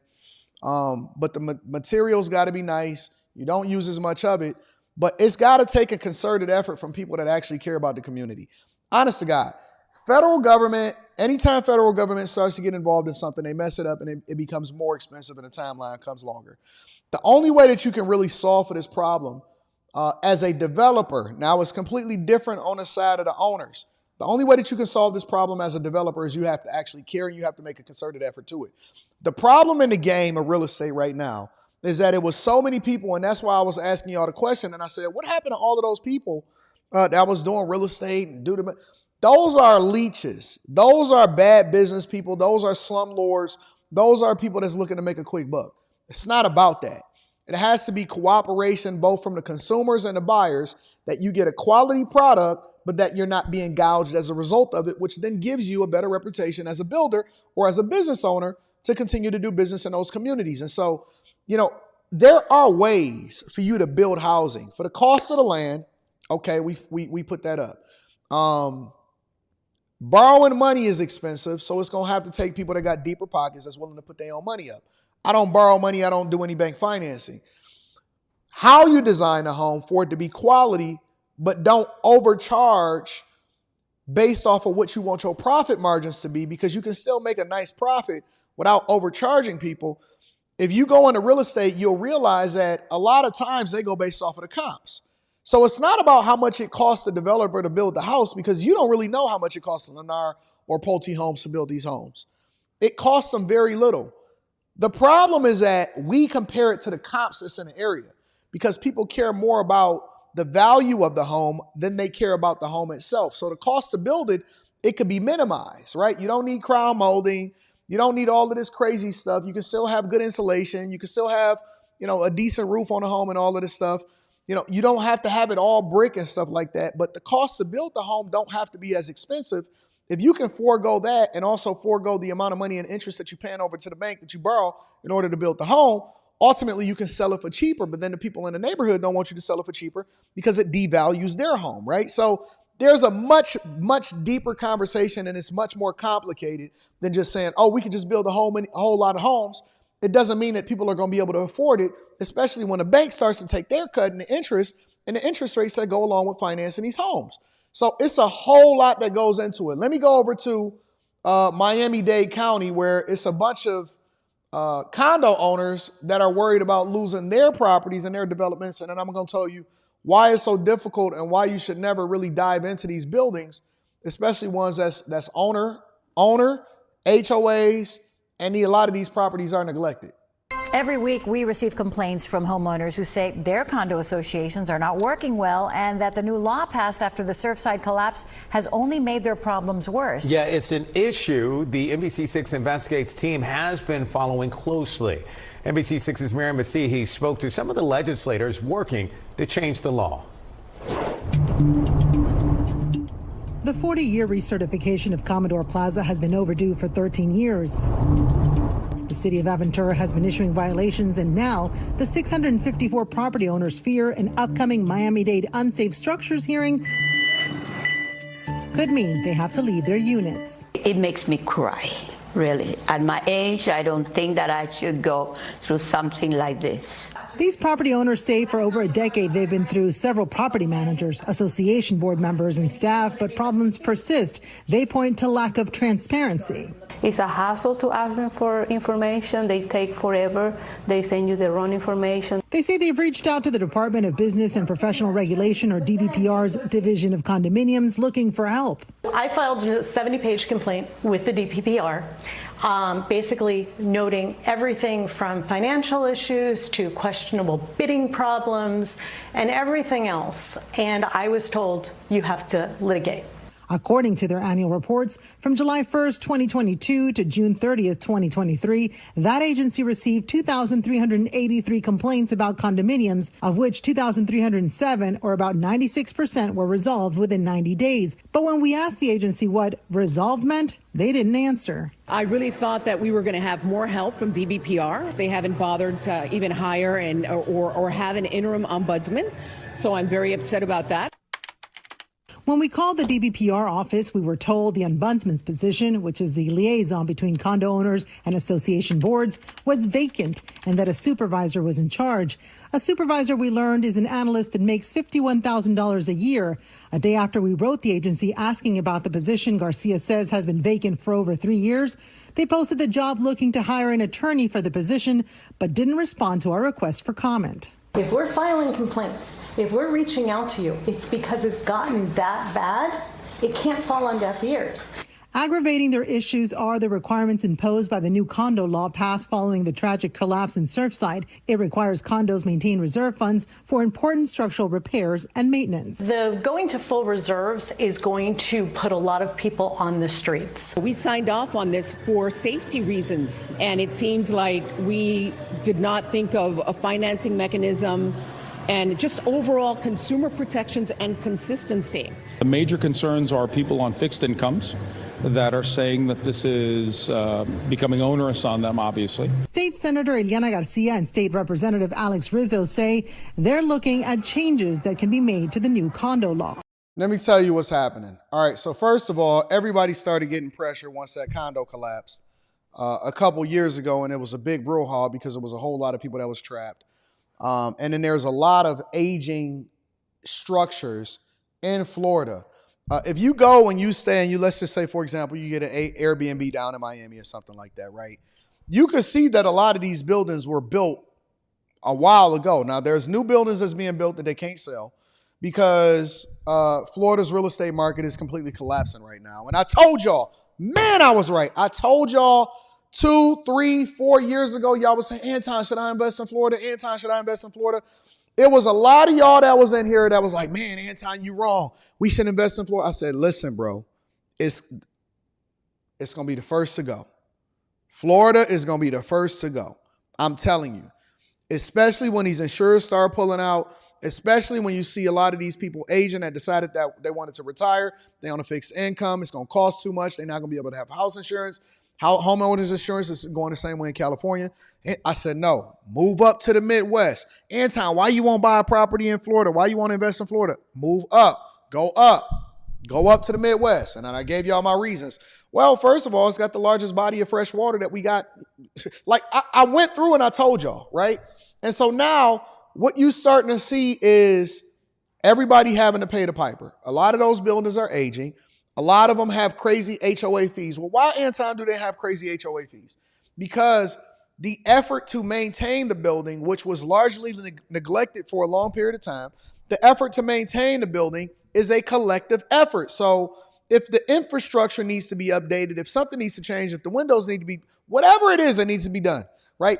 That is collectively on everybody that's in the association, and it has to be managed by people that is ahead of the association, right? So they are the ones that have to go in and make sure that everything's taken care of. So in the instance of buying a condo, I personally don't like condos because, first of all, you're largely going to be paying into an association, and if it's not being managed correctly, then they can raise and jack those fees up, and then everybody have to suffer as a result of it, or the infrastructure itself is going to fall. Now, I do like buying properties and buildings, but it has to be a multi-purpose building. It has to be retail in it. It has to be a hotel as a part of it. And then maybe you'll have something at the top of it. But it has to be something that I know is going to be continuously maintained. And the value of it is also deep into the city and a specific, one of the most desirable parts of that city. But I'm not a fan of it. Largely what you see in this situation is that they've neglected the building for so long. All of the owners didn't really want to put in. It sounds like it was mismanaged on the owner's part. All of the owners in that building also. And now they're writing a 70-page complaint when these problems have been persistent for a long time. So it's going to be a lot of people that get kicked out. It's a lot of people that's going to lose their homes. It's a lot of people that's going to be ran out of Florida and a lot of these other states on top of it. So make sure y'all hit a like for the algorithm, subscribe to the channel, and turn on your notifications. I want to get into this other guy really quickly, but before I do so, let me read some of these super chats. And then I got a Cash App I need to read also. Make sure I get that out. Rand, shout out to Rand Wilson, says, for the strike at the Marathon Refinery in Detroit. Yeah, I'm going to cover that tomorrow. Thank you, Rand. I appreciate you. I did hear about that they're striking at the Marathon facility in Detroit. Dwayne Black says, Kamala is a part of depopulation. I appreciate you for the super chat. Craig G in the building says, Kamala just be everywhere, just lying through her teeth. This woman will have us even more hated by other countries. Stan Autry is in the building and says, I thank the Bag Chasers family. If y'all not a part of the Bag Chasers, link is in the description, as well as pinned to the top of the chat. Levite Apparel is in the building. Shout out to Levite Apparel. Levite Apparel says, morning, Anton and the Bag Chasers in Massachusetts to help the housing crisis. They do an ADU if you have a backyard with big enough space. So basically, they had letting people build in their backyards and be able to rent it out and stuff like that. Bez says, bought 3 properties in Miami during the pandemic and now have over $1 million in equity. The market skyrocketed has made the locals leave. I wouldn't stay in it, personally. I wouldn't stay in it. Hyena Demeanor, shout out to Hyena Demeanor. I appreciate you. Thank you, thank you, thank you. Make sure y'all hit a like for the algorithm, subscribe to the channel, and turn on your notifications. I would take my profits and run and reinvest them somewhere else. Personally, that's what I would do. Let's get into it, y'all. So this man in particular says that he has 23 roommates, not 300, 23 roommates, and he pays about $2,100 a month. I think this is in New York, and he's in a cohab. Have y'all ever heard of a cohab before? Make sure y'all hit a like for the algorithm, subscribe to the channel, and turn on your notification. This is an alternative for you guys. I think when I say I have 23 housemates, people are like, whoa, what's that like? That sounds wild. But actually, it's quite nice, I think. I moved to cohabs because I didn't really know anybody, and it's really nice to already have a community here. As you grow older, making friends as an adult gets more challenging. I thought it would be a good kind of boots on the ground situation and like build more roots in New York. There's a lot of similarities between living in a dorm in college and living in this building with some certain key differences. So basically what y'all doing is y'all gonna be living in dorms, right? When he says he has 23 roommates, basically y'all gonna be living in cohabs. So they gave it a fancy name. But in reality, all it is you living in a dorm room with other adults because it's 100% is much more difficult, according to him, is much more difficult to make friends as an adult than in an environment that's conducive for friendship like college, right? That's number one. Number two, they miss all of the cohabitation and having shared spaces. So it's almost like an alternative to having an apartment building. Let's continue to watch it. One, I think everyone's a lot more respectful because everyone's more of an adult and more matured. The other big thing, this place is a lot less cliquey. Hi, welcome. This is one of the Cohab's buildings in Brooklyn, New York. Come on in. Should I build the Cohab building? Have a bunch of grown folks in there getting freak offs? You think someone's stealing your food? I'm Ishan Abesekar. I'm 33 years old. I live in Brooklyn, New York with 23 other housemates, and I pay $2,100 a month in rent. Would y'all pay $2,300 a month? Let's stop there before we get into it. Would y'all pay? It does sound a little fun, don't it, Carrie? Until somebody steal your food. Would y'all pay $2,100 a month for a 1-bedroom as a Cohab? Now, let me sell this to you guys. Let me sell it to you, all right? Because a lot of people is going to be like, heck no, I could buy all of this land. I could pay a mortgage for it. Okay, so let me sell it to you. All right? Here's some of the selling points. Number one, you get to be right there in the thick of things in the city. So one of the things that people don't take into consideration, especially when it comes to New York, is that you don't need a car. And I know a lot of people don't live in cities, and if they do live in a city, they live in a city where they live in a neighborhood and they still got to drive everywhere they go. It is incredibly freeing, in my opinion, personally. It is incredibly freeing to just go and jump on public transportation. I regularly just go and jump on a train. And then I take the train, and then I go and walk around the city. I do the majority of my walking. And so, being around people, I think help improves the quality of life, but you don't have to have a car. You can live, work, and play all in the same area and all of that. That's one of the things, all right? So let me continue to play this, and then I'm going to break down, and I'm going to pitch it to y'all even more. I moved to New York from London towards the end of 2022. London is expensive too. I grew up in Sri Lanka, so I was anyway away from home for work opportunities. So I thought, hey, why not give this a shot and see what it's like? So for the first 2 months after I moved to New York, the company I work for put me up in Faidai near the office in a 1-bedroom apartment, sort of overlooking Battery Park. When I was looking for an apartment, I was actually very new to New York. I was sort of looking for something in the $2,000 to $3,000 a month rent range. I looked at a few places in the East Village, was thinking of a place in Greenpoint. It was pretty scattergun. I moved into the Cohab's building at the end of December 2022. Brooklyn.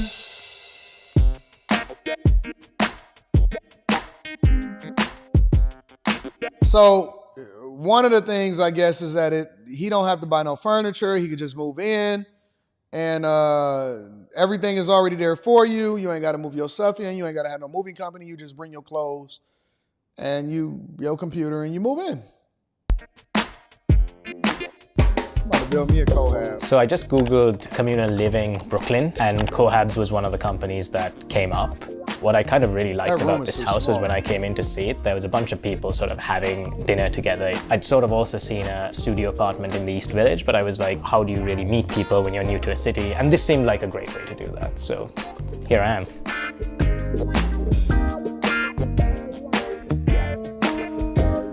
So okay, so let's go back. All right, so his building, it's 4 floors, 24 bedrooms, okay? 4 floors, 6, 12, 18, 24. 6, 12, 18, 24. All right, so is 24 divided by 6 equals 4, or 24 divided by 4 equals 6. 6 times 4 is 24. So you got 6 spaces or 6 bedrooms on each floor. 6 bedrooms, and they all share a living room and a kitchen. That is a Cohab. It's just like a dorm. 6 bedrooms on each floor. Now, what I am wondering is, do they also get to go to the other places or the other floors and go to those communal living spaces too? So you sharing a kitchen with 6 other bedrooms, and you share a living room.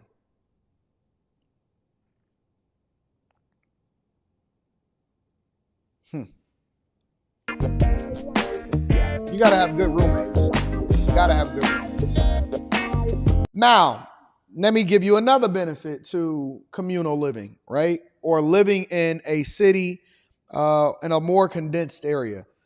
You learn to live like people used to live back in the day. So now that we have all of these big houses and stuff like that, and we got these big box stores and Sam's Club and Walmart and Costco, right? In addition to not needing transportation, but you can walk around, you get healthier, you dress better, you're around more people, it's a better environment.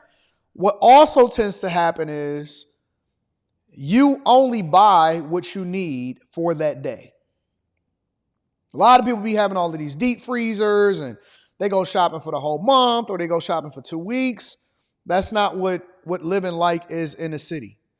You get what you're going to eat for that day, and that's it.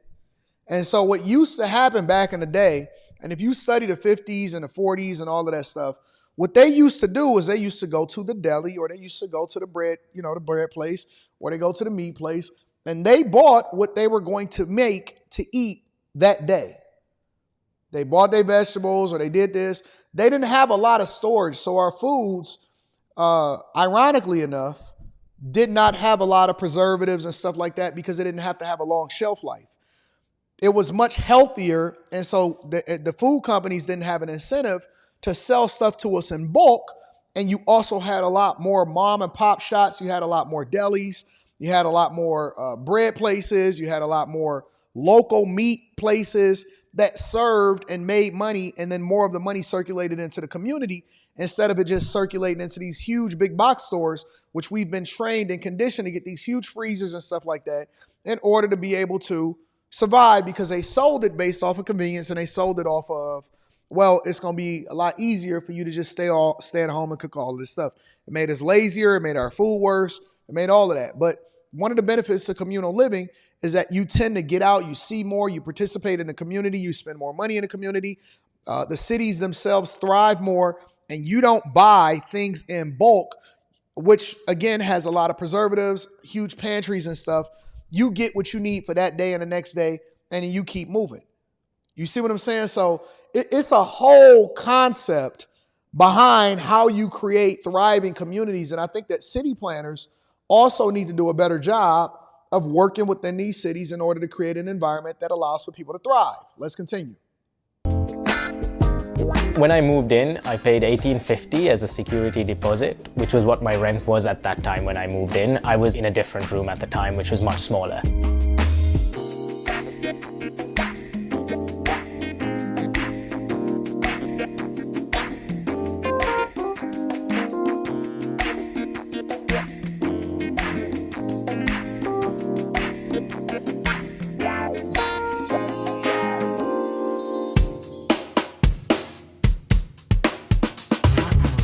So this is our living room. This is where most of the socializing sort of happens, in this sort of living room and kitchen space ahead. Everyone has their locker where they keep their foodstuffs. We've got all these fridges which we share, and then we've got the hobs and sinks and dishwashers over there, and some people actually even use this space as a working from home space. This is my fridge, which I share with 3 others, and where I keep my groceries. Sharing a kitchen with so many people is completely fine. You have your own cupboard to leave your stuff in. We have 6 fridges, which are shared amongst 24 people. Everyone has their own shelf, and there's like shared freezer spaces. Generally, everyone cooks for themselves. Occasionally, we do things where we cook together and cook for each other. I don't actually cook that often, to be completely honest. This is my bedroom. It's got some nice windows, lots of natural light. Bed, which you can sort of move around with tons of storage space underneath. My bedroom came with... That's the only thing, man. Listen, bro, that's like a twin bed, bro. It's like a twin bed. I don't know if y'all ever tried to sleep with somebody in a twin bed. It's like, it's hectic. It's hectic. It's a little tight. It's a little tight. I'm used to... That's the one thing, bro. It's like, nah, I need a king bed. And yeah, I ain't tripping off the food because I can buy what I eat for that day. I'm not even really looking to cook. I can go to the restaurant every day or whatever. But that small bed, I'm just A small room and small beds. That's my deal breaker right there. I gotta have a king bed. Nah. Nope. A bed, a bedside light, a desk lamp, a basket for your dirty clothes, a waste paper basket. Oh, I like that book he got up there though. A That's desk a smart lamp, man. a basket for your He got security analysis. He got intelligent investor. If you guys do not got intelligent investor, it's a must-have book.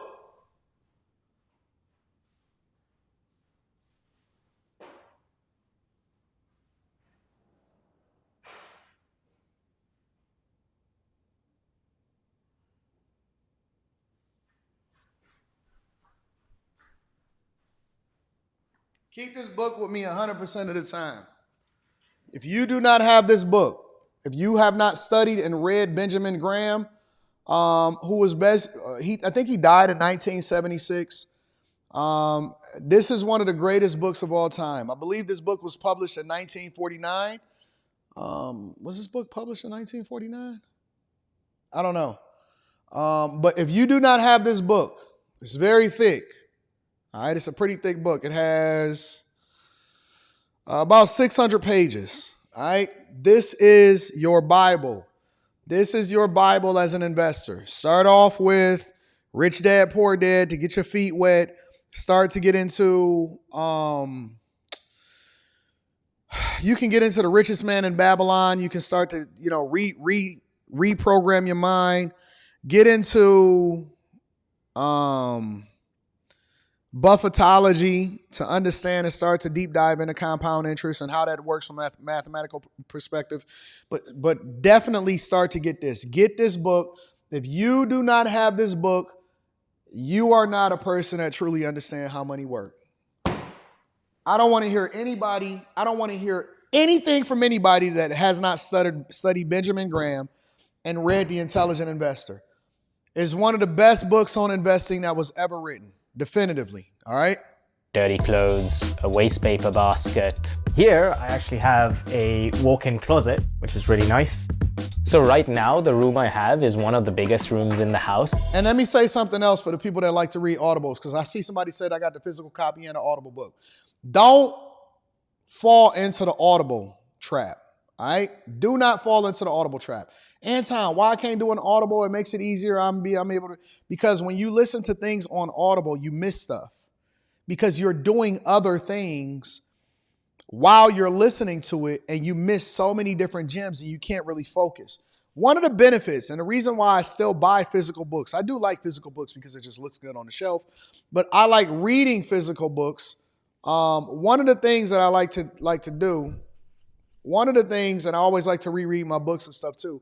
One of the things that I like to do is I have the physical book because it forces you to pay attention to every single thing that's on the page, right? You got to pay attention to every single thing that's on the page.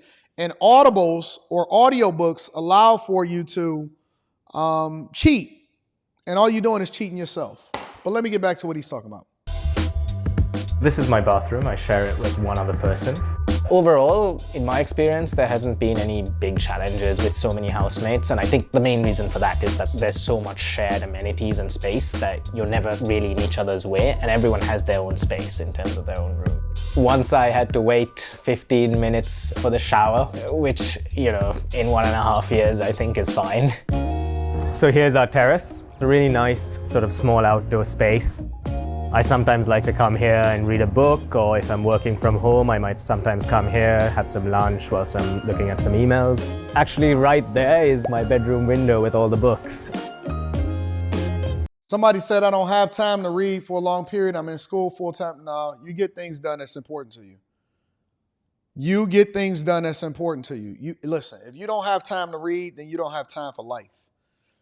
Reading is is one of the most important, easiest things that you can do as far as sourcing information and knowledge that nobody else has, because nobody opens up books anymore.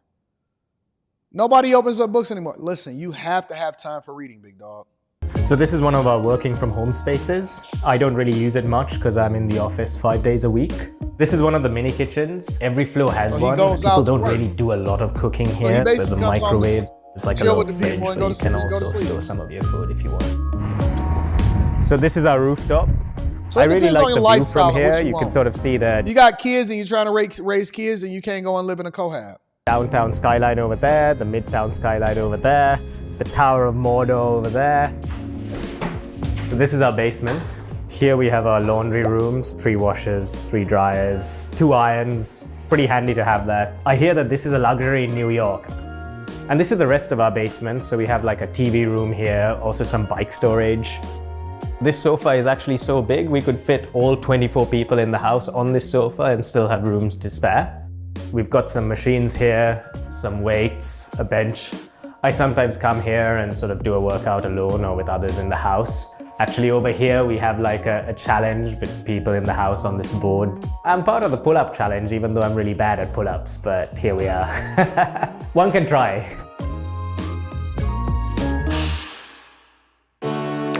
Despite the fact that there are people moving in and out regularly, I think it's pretty easy to make friends. Certainly if people are only here for 3 months, it's a bit hard to make a connection, especially when everyone's got their own thing going on. But that said, in this house, most people have been around since I joined for a year on average, and that's a good amount of time to make friends.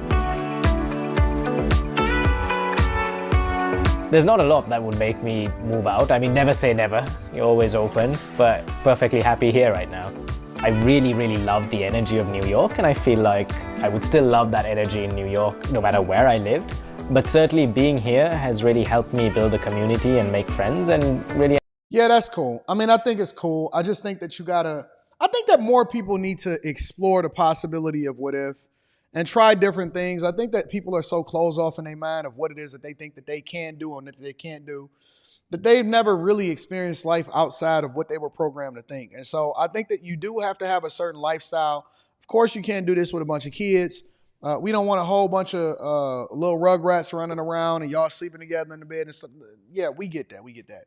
But I do think that it could be a good temporary solution for people that are new to cities or people that don't need a lot and they want to minimize the cost, but they want to capitalize on being in a great location or a phenomenal experience. So I guess it just depends on what your preferences are. Let me read a couple of super chats and then I want to do one more segment of the show before we get up out of here. Pookie's friend Ray Ray says, all them be farting and having a feet. Oh my God, here you go.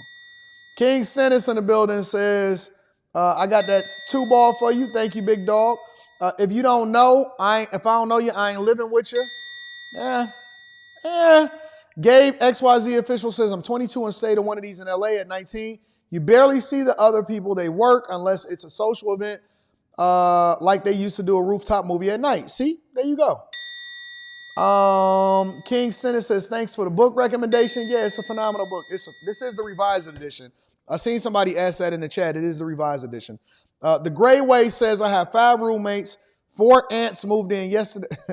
Today, 5 more aunts, and I have tenants. Have you ever thought about writing a book? Says the Gray Way. Yeah, I thought about it. I don't know. I think my life is a movie and I share it online every day. So I almost don't really think about it. I just vlog every day. Larry Summers says, I'm living with 2 roommates. Right now, all expenses included in food is $1,100, making $8 to $12 a month. I'm putting it all in a saving and investing and don't try to impress people. Congratulations. Make sure y'all tap into the Patreon and get into the bag cases. Link is in the description, as well as pinned to the top of the chat. Last but not least, let's make it a little bit more fun on a Money Wednesday. All right. First of all, I want to bring this story to you because there's high-end car heists over in a lot of these areas, including over on the West Coast. This is starting to happen a lot more often. Shots fired and luxury vehicles targeted by masked thieves in one of Southern California's most exclusive shopping malls. One of the victims was in a yellow Ferrari, the other in a white Rolls Royce. Then tonight, the 3 masked gunmen are on the loose. Shoppers are on edge. Mary Beth McDade live in Newport Beach with the latest on the high-end heist. Mary Beth.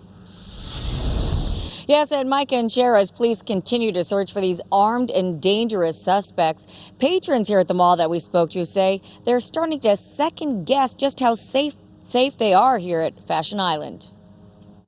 2 incidents in 2 months involving armed suspects preying on people visiting Fashion Island in Newport Beach. This time a man's Ferrari was shot at and he was cut by broken glass. Last time a woman was killed. I think it's awful. This is like two back-to-back issues. Police tell us on Monday night around 11:30, 3 men in ski masks approached 2 friends who were chatting near their luxury cars in the parking lot, a Rolls-Royce SUV and a Ferrari. The suspects allegedly robbed the Rolls-Royce driver of his watch and wallet. And then when they attempted to carjack the Ferrari, the driver sped off. Police say as the Ferrari drove away, the suspects fired off shots, hitting the car and injuring the driver with broken glass. They trying to take y'all lives now, y'all. They trying to take y'all lives, and they not messing around. You are now a target. If you are a person that have resources, or you even look like you don't even have to look like nothing. They are now targeting you, especially out there in Los Angeles and Newport Beach. The driver then pulled over at a nearby gas station seeking help. Several shoppers say they used to feel safe at this upscale mall, but are now not so sure. There's been a couple of incidents recently that makes you second guess all that, I guess. Monday's attack comes nearly 2 months after a 69-year-old tourist from New Zealand was allegedly run over and killed by 3 suspects who were fleeing after apparently trying to steal her husband's Rolex at gunpoint. The 3 suspects were later arrested and are facing murder. Fit the description. They fit the description.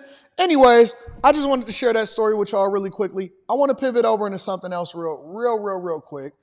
Our weekly, let's see what people are complaining about today. I'm broke. I'm broke. Let me fast forward this a little bit. Because I seen hers, and all she was doing was just talking about how broke she is, and she just broke. She just said I'm broke a bunch of times. Let's get into this. Doing fundraisers on Facebook. Like literally so many. Like I was just watching somebody who's selling bracelets so they can buy their diabetes medicine. And another person was doing a raffle to go clean people's houses if they pay like $20 into the raffle, and whoever wins just gets a free cleaning. It's not really free because you pay into it. So, the whole point was for the raffle so that they can help with their mom's medicine and things like that. And now I see like so many people, they're like, oh, I'm doing a raffle because like, electricity got turned off and we just need to pay. People are struggling. Are people doing raffles?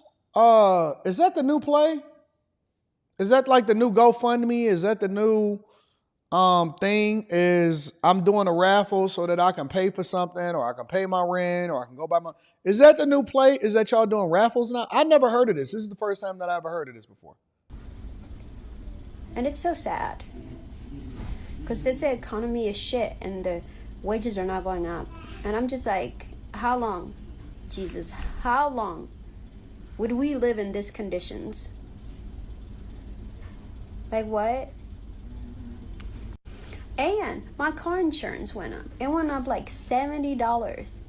My car is not new. My car is not getting new every year. It's getting old. So make it make sense. Anyway, if you are struggling, I see you. I hope you figure it out. I wish we had a system where we can all just like put our sins together when somebody's in need and we help them and just do a chain reaction type of thing. I think that would be so cool. That would be a way to say fuck corporations, fuck capitalism. We can take care of ourselves. No, I don't want to be a part of a socialist communist system. I'm straight. I don't want that. In my mind, that makes sense. I don't know if it's translating that way. Nope, not to me. Anyway, I just wanted to rant about that. I love the good old U.S. Also, I feel like my eyebrows are growing. Like I never. I hope y'all are doing okay.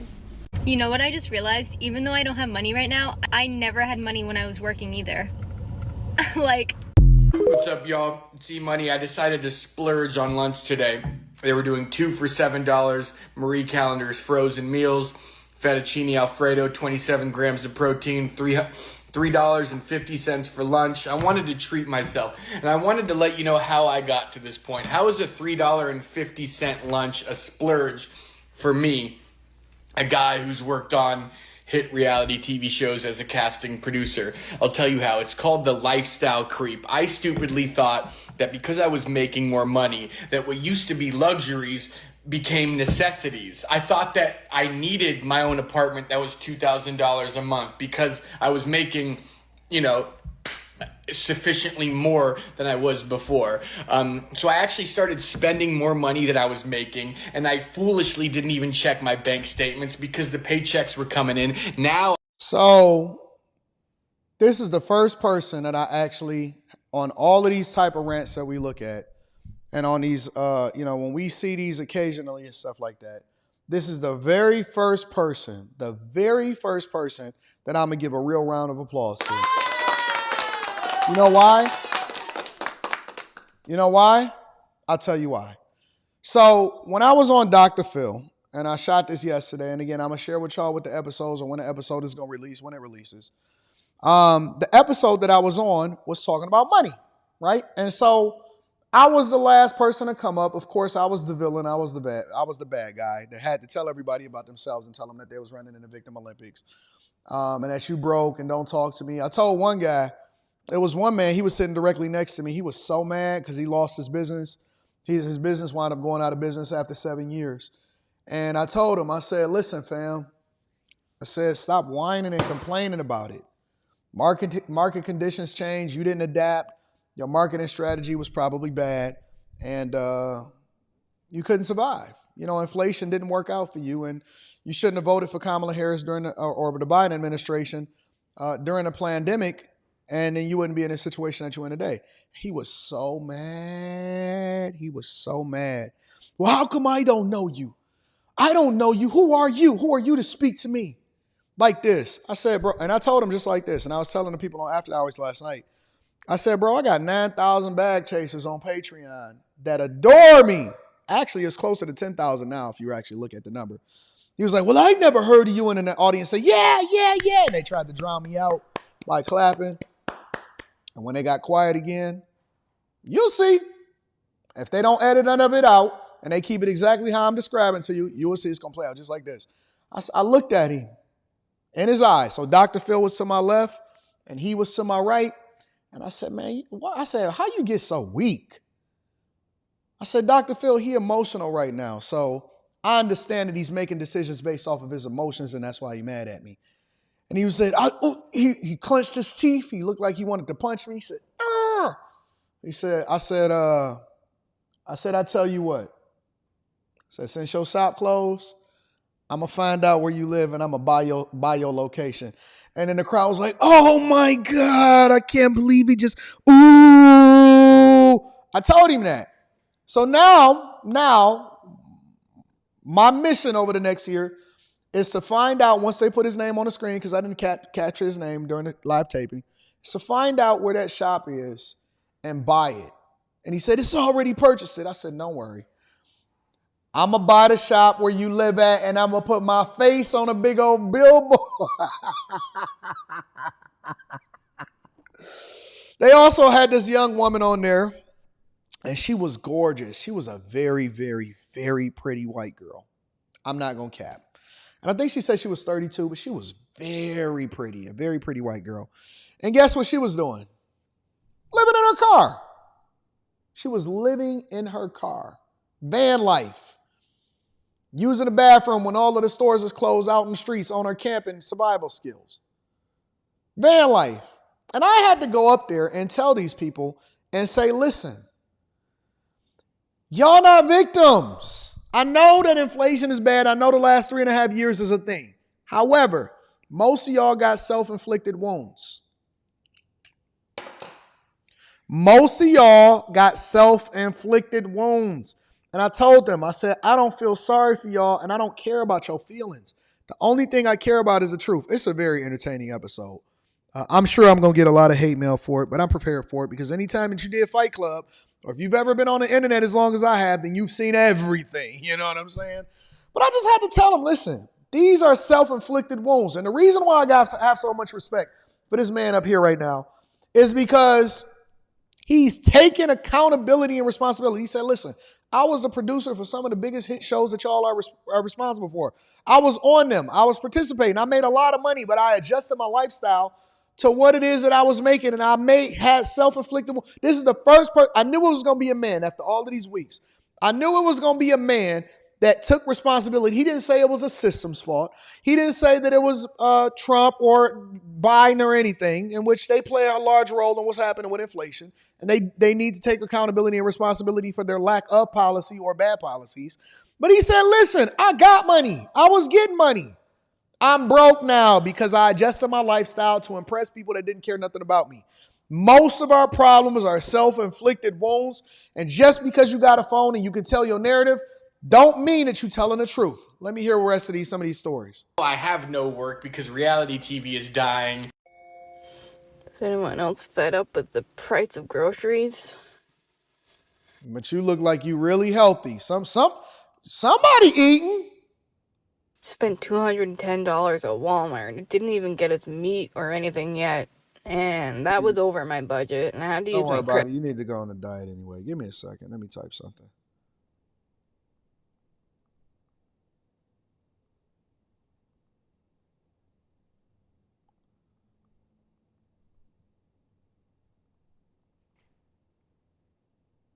You need more meat?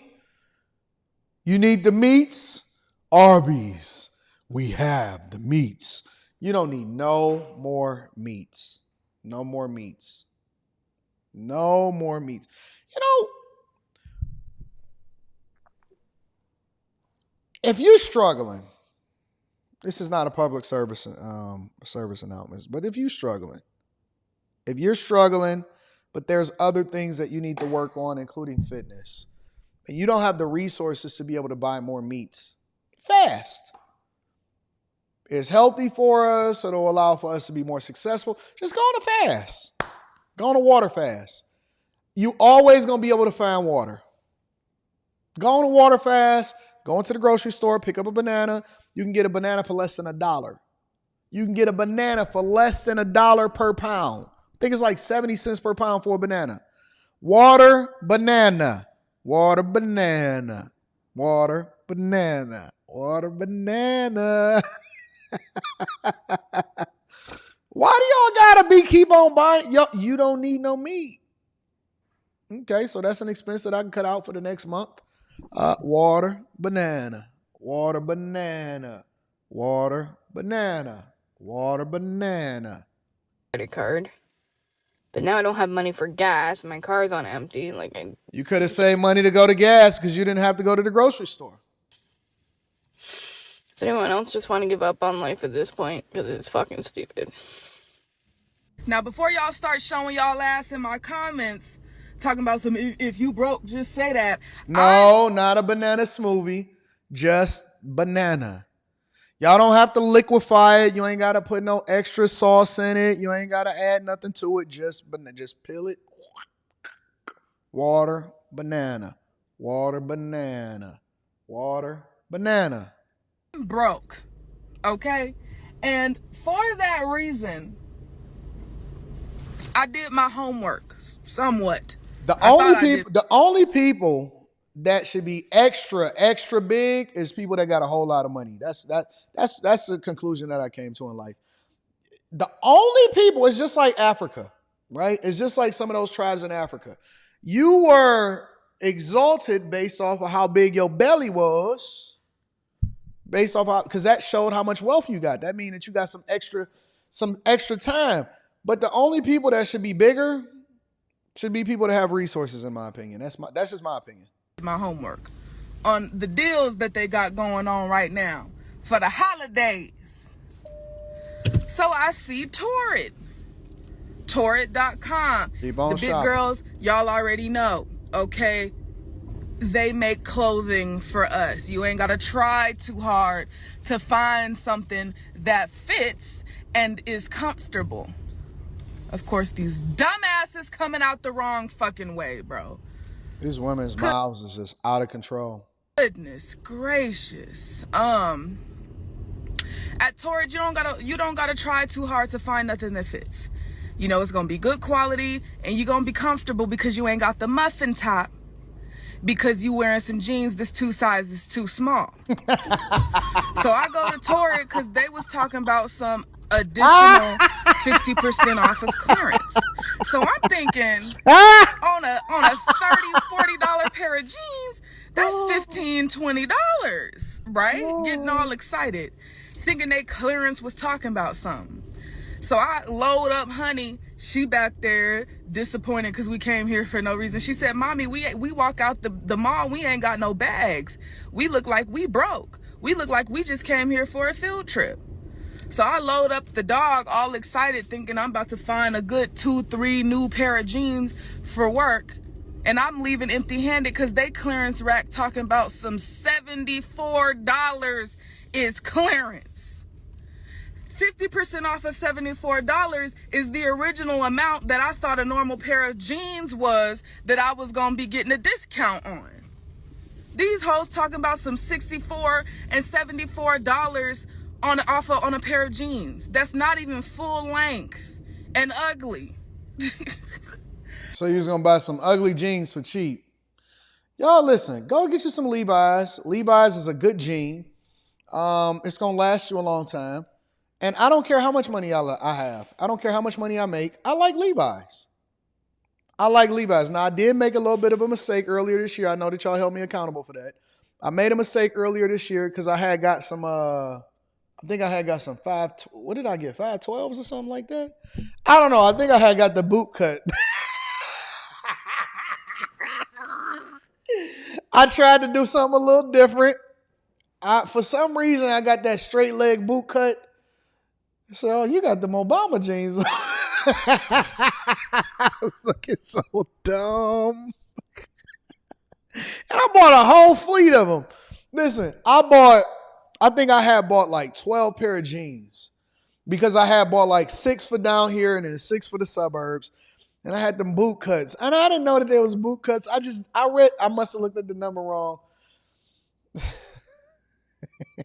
Y'all killed me for that one. Y'all did. Y'all killed me for that. Was the 515s? Yeah. Y'all killed me for that one. For the 515s, the bugle, get some bugle boys. I did. I got the string.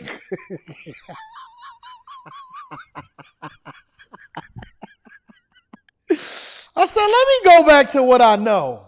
But Levi's is a good jean. You just got to make sure you get the right number. Always get the right number. Boot cut is not for black people. That's all I know. Boot cut is not for black people. All right? Like, I am just so disappointed right now because, Torrid, what are you saying, bro? You think just because we big, we got money to blow? No, we broke just like everybody else. We just so happen to be a couple sizes larger. And that's it. And y'all taxing the fuck out of us for it. Like, come on now. We get punished enough every day walking out the fucking house. People looking at us like we crazy, ain't got no home training. Like they ain't never seen a muffin top before. Like they ain't never seen a fupa. Listen, y'all was supposed to be for the girls. Y'all was supposed to be for the girls. And now I just don't know anymore. Oh my God. I just don't know. You know, I'm truly hurt because I don't know what y'all thought this was, Torrid. I really don't. I'm just your average Joe middle school math teacher, but I want to tell you why I think most of the people my age are leaving education. 2 reasons. 1, with observations, we never get to just like come into work and do our job. We're always wondering when the next time somebody's going to come in our room and watch. But here's the beautiful part about it is that I don't mind when y'all got on me, y'all start capping on me. Oh, Anton, you looking dumb out here in these streets. I wish I had a picture. I threw that. I made sure I threw that picture away. And you know what the worst part about those jeans that I wore? When I came out of the dressing room, because I didn't just buy them, I tried them on. When I came out of the dressing room, Rita said I looked okay, and then she gonna start capping on me. That's not right.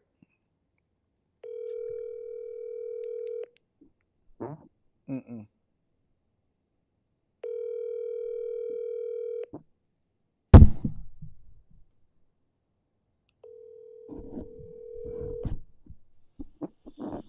Mm-mm. Because I need to hold her accountable for that because she said it looked okay. She said it looked okay. Or at least that's what I remember. Maybe my memory is a little foggy. I don't know. She said it looked okay, and so I don't know what the heck was. I don't know what I was thinking. I just had a moment. I think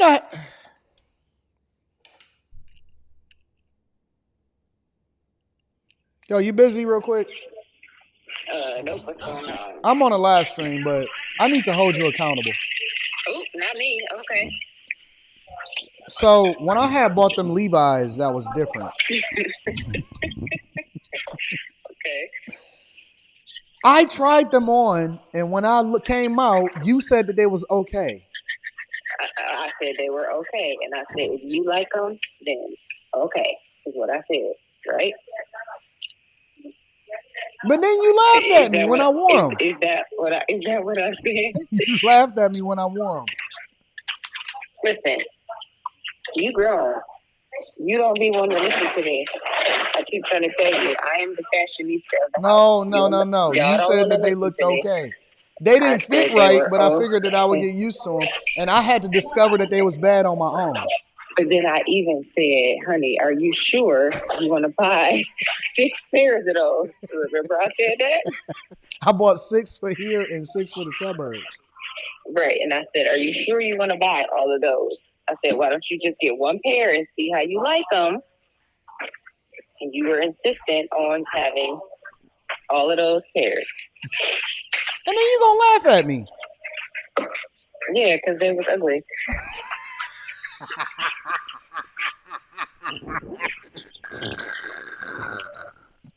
I said, man, get these jeans off of me. Keep riding up on my butt. Bye. Get off my phone. Who can you trust? Who can you trust? If you ever want to test out a woman, take her to go buy some dad jeans and see if she gonna tell you the truth. Because I don't trust nobody no more.